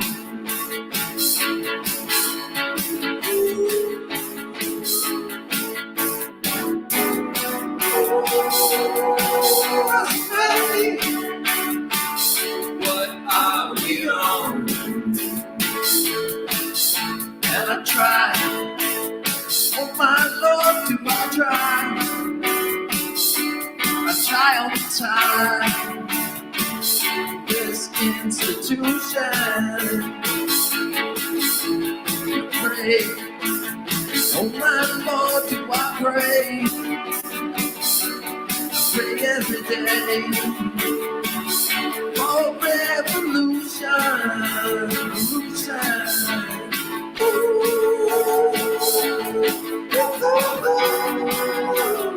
I said, hey, hey, hey, what are we on? For 45 years, I was sure that I could see a great picture of Earth at the horizon. Then one day I saw them disappear, and then it magically reappeared just by zooming with the camera. I was blown away what I learned in school. 8 inches per mile square was the rule, and now I'm wondering, what are we on? When I put that formula to the test, I could see way farther than the science suggests. And now I'm wondering, what are we on?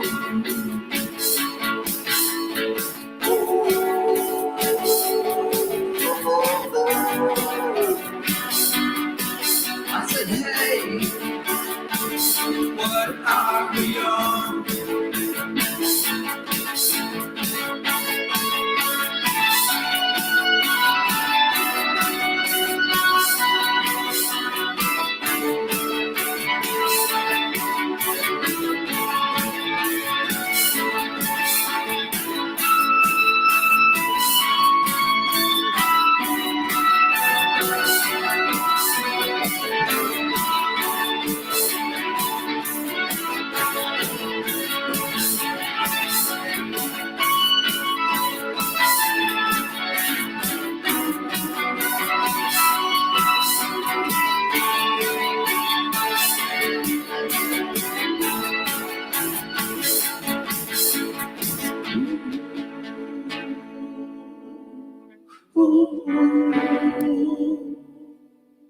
I said, hey, what are we on?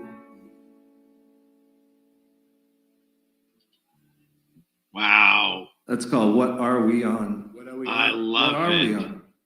You know? That's like one of my favorite songs. And I know Steffi, she did one, but this was just, it's so fun to watch you guys play live. Yeah, we're a live band. We consider ourselves a live band. I mean, we're gonna do some recordings and clean them up and make it sound really nice. But for the Well, meantime- definitely, because you'll sell those songs once, because we want to hear them. And like I did with Christians, play it on a loop. Yeah. Yeah, Christian. I love Christian's music. I was asking him. I was like, "How many views do you get on your?" Because I've listened to his music from his channel like hundreds of times myself. So I can only. They only count you once. Really? No Yeah, matter how many times probably. you watch it. I bet you they do. All those numbers are messed up, aren't they? Oh, they're all the messed view, up. View counts and But- stuff. but- You but can just buy view counts. Can't? But music is different than like a live stream. Like when you do a live stream, you might get like a few hundred views, right? And then like after a few weeks, like that's it. No one else really watches it, right? Like maybe like a few days later, you might get a few Yeah. views here and there, but like nobody really. You don't go back and watch like the first late night live. You know what I mean? Yeah. So it's like, but the music, people just keep playing it over and over and over again. So it's a little different, and I'm happy. I'm happy where I am now. That's fantastic. Well, I'm thrilled. I'm just the way God worked through all these different circumstances, and some of them seemed horrible, and yet now look where we're at. I have this amazing trio. I forget Freddie's there. Freddie gets left out a lot. Yeah, I know. He doesn't get a lot of credit. Redheaded stepchild. I apologize. He Freddie. was on the thumbnail though. He made an appearance on the thumbnail. He's on the thumbnail. And hey, come on. I put that thing together. It took me hours to put that 3-minute thing together. That was for Freddie. But hey, yeah, it's late. It's late night live over there, probably. Oh, he's being told not to do things. So, no, but We've had a blast, CFM. I really appreciate you inviting us on and letting us, do the jam thing. I love it. I want to do it again. If my audience appreciates it, great. But I want to hear it again. And so I had a blast with you both. Three of you. Sorry, Freddie. But like everything, eventually we've got to wind down. What I think I'd like to do is maybe I'll say a little prayer like I like to do, and then maybe I won't play my outro. Can you guys do some kind of outro thing, and then we and could then do a I'll nice kill the show. outro for you. Yeah, I'll kill the show with your outro this time. So, but what I would like to say is that for anyone that's still listening to the sound of my voice, I guess I have the echo cat thing on here. Let me fix this. Clickety click. That should be better. Hope I'm not echoing. To everybody that was, thank you for being here. Thank you everyone for watching. It's been consistently great numbers all night, whatever the numbers are on YouTube Live. But please don't forget, if you like this, like, share, subscribe, and don't forget to subscribe to their channels. I put them all in the links, but Ray has so many different ones. So, but definitely, and we'll keep our ears open for more wonderful music from these two beautiful men. But what I'd like to say is this: I'd like anybody that's listening at this time, even if you feel that you're by yourself and alone, just know that you're not. Besides all of us that are out there, they're all struggling just like you are. There's a lot more of us out there. And on top of that, if you make your connection to God, you have God on your side. If He's on your side, nothing can do you any harm at that point. And just, we all need to find God and to be there for each other, as it's taught by in the Bible. I believe it breaks down to 3 things: know who God is and love God. Love yourself because you're made in His image, and then love your neighbor as yourself. If you do those 3 things, well, then you're basically working the same system that I'm trying to work right now, and that's the one that we live in, that's protected by God's firmament. And so if you're struggling right now, or if you have something that seems insurmountable, keep your eyes single and ask for God's help. And ask for other people to help too. Thoughts and prayers mean a big thing. And dear Lord, watch over all of us during these times. Continue to guide us. and help us with your wisdom. Give us the courage, the love, and the respect and understanding and your patience that you have with us for us to have in others.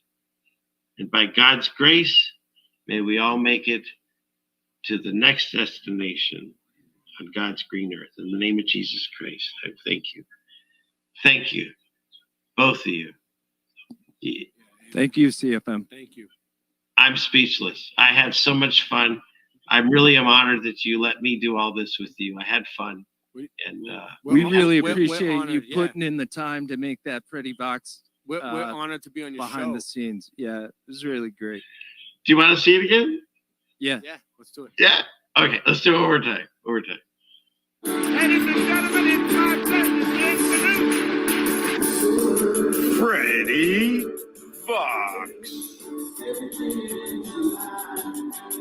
This is the story of how a band named Levelhead saved the life of Freddie Fox. As we go behind the scenes, behind the music of the music scene, the scene of the music, we go behind it tonight.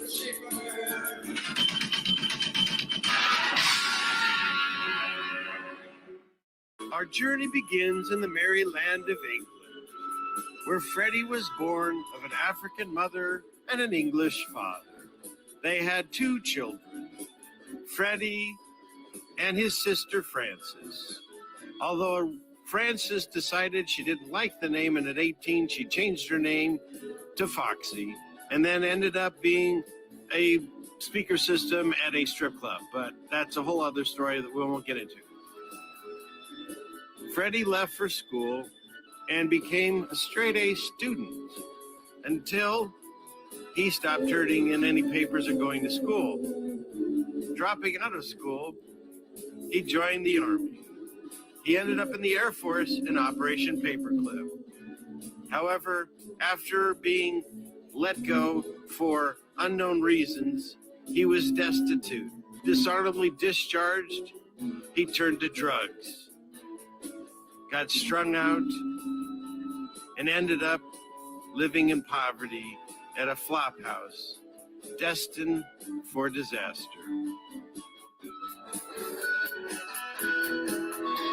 Freddie's first chance at salvation came when he was forcibly thrown into a rehab center. There he got off of all drugs and tinctures and ended up getting his life back on track. He found a wife and had a nice life together. They hung out with friends until one night, Freddie came home to his wife being unfaithful. Freddie left, destitute again, all alone. He was sad. And then along came Levelhead, 2 handsomely fathers that loved life and loved truth and music. Ray, aka Boston Ray, aka Michelle L, aka Ray, and Christian Knapp, Christian, the Napster, CK. These 2 beautiful men came together and saved the life of Freddie Fox.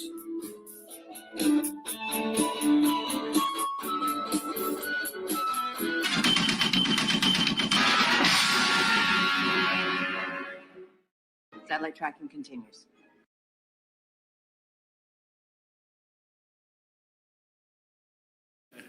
There we are.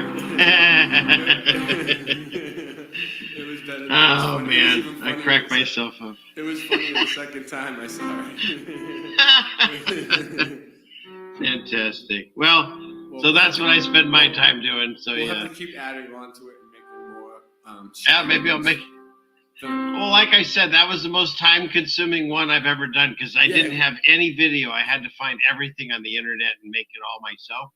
But who knows? Maybe I'll do a second one day. Bill Miller said in the chat that it was the best piece of investigative journalism he's ever seen. Yes. Thank you, Bill. That's fantastic. So it must. Okay. It's worth the time. It was worth the time. That makes me happy. Well, just watching you guys laugh, it makes me feel good. That's fantastic. Well, I've said everything I need to say. I'm going to let you guys close out the show. Thank you, everyone, for being here. You keep talking. They're going to play a song, and when it's over, I'm going to hit the end broadcast, and we'll see you, God willing, next Friday or sometime sooner if I decide. So, having said that, yes. Oh, I was just going to say, having said that, for one more time tonight, everyone, thank you all for being here. I give you Level Head.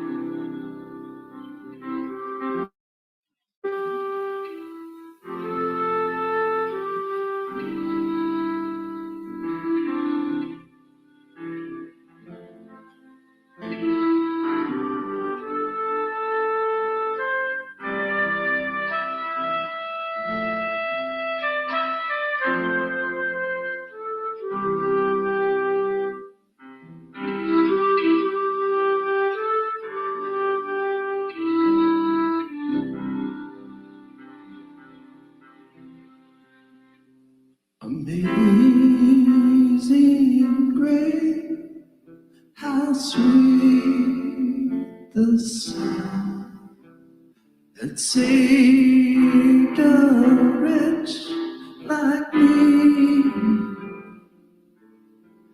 I once was lost, but now I'm found. Was blind, but now I see.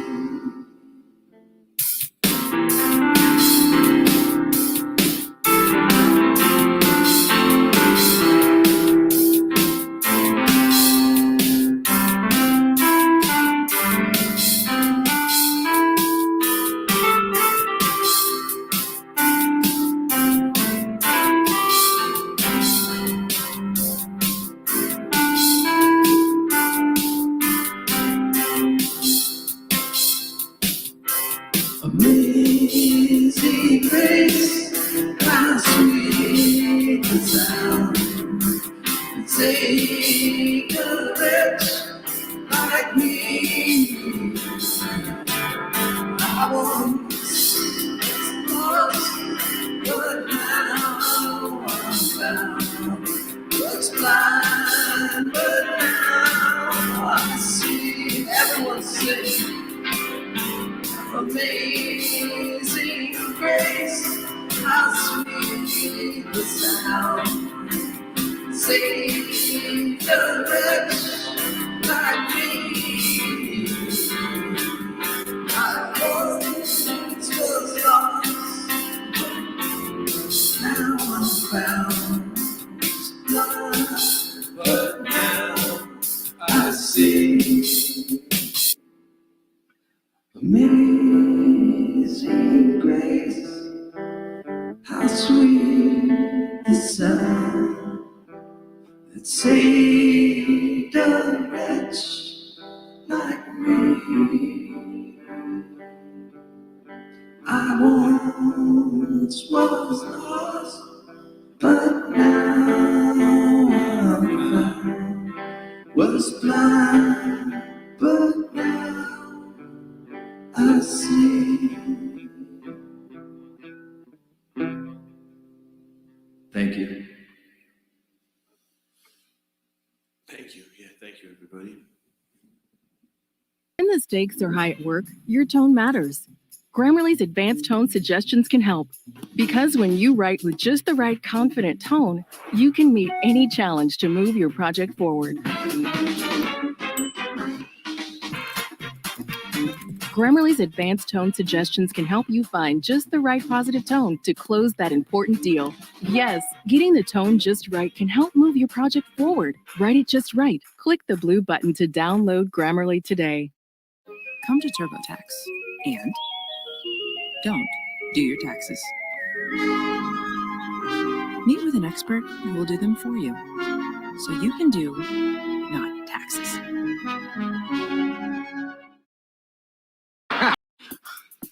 I dreamt you didn't cash back this flight. God, you got another mask? Are you the CEO of Cash Backing? No, you're not. Earn big with Chase Freedom Unlimited. How do you cash back?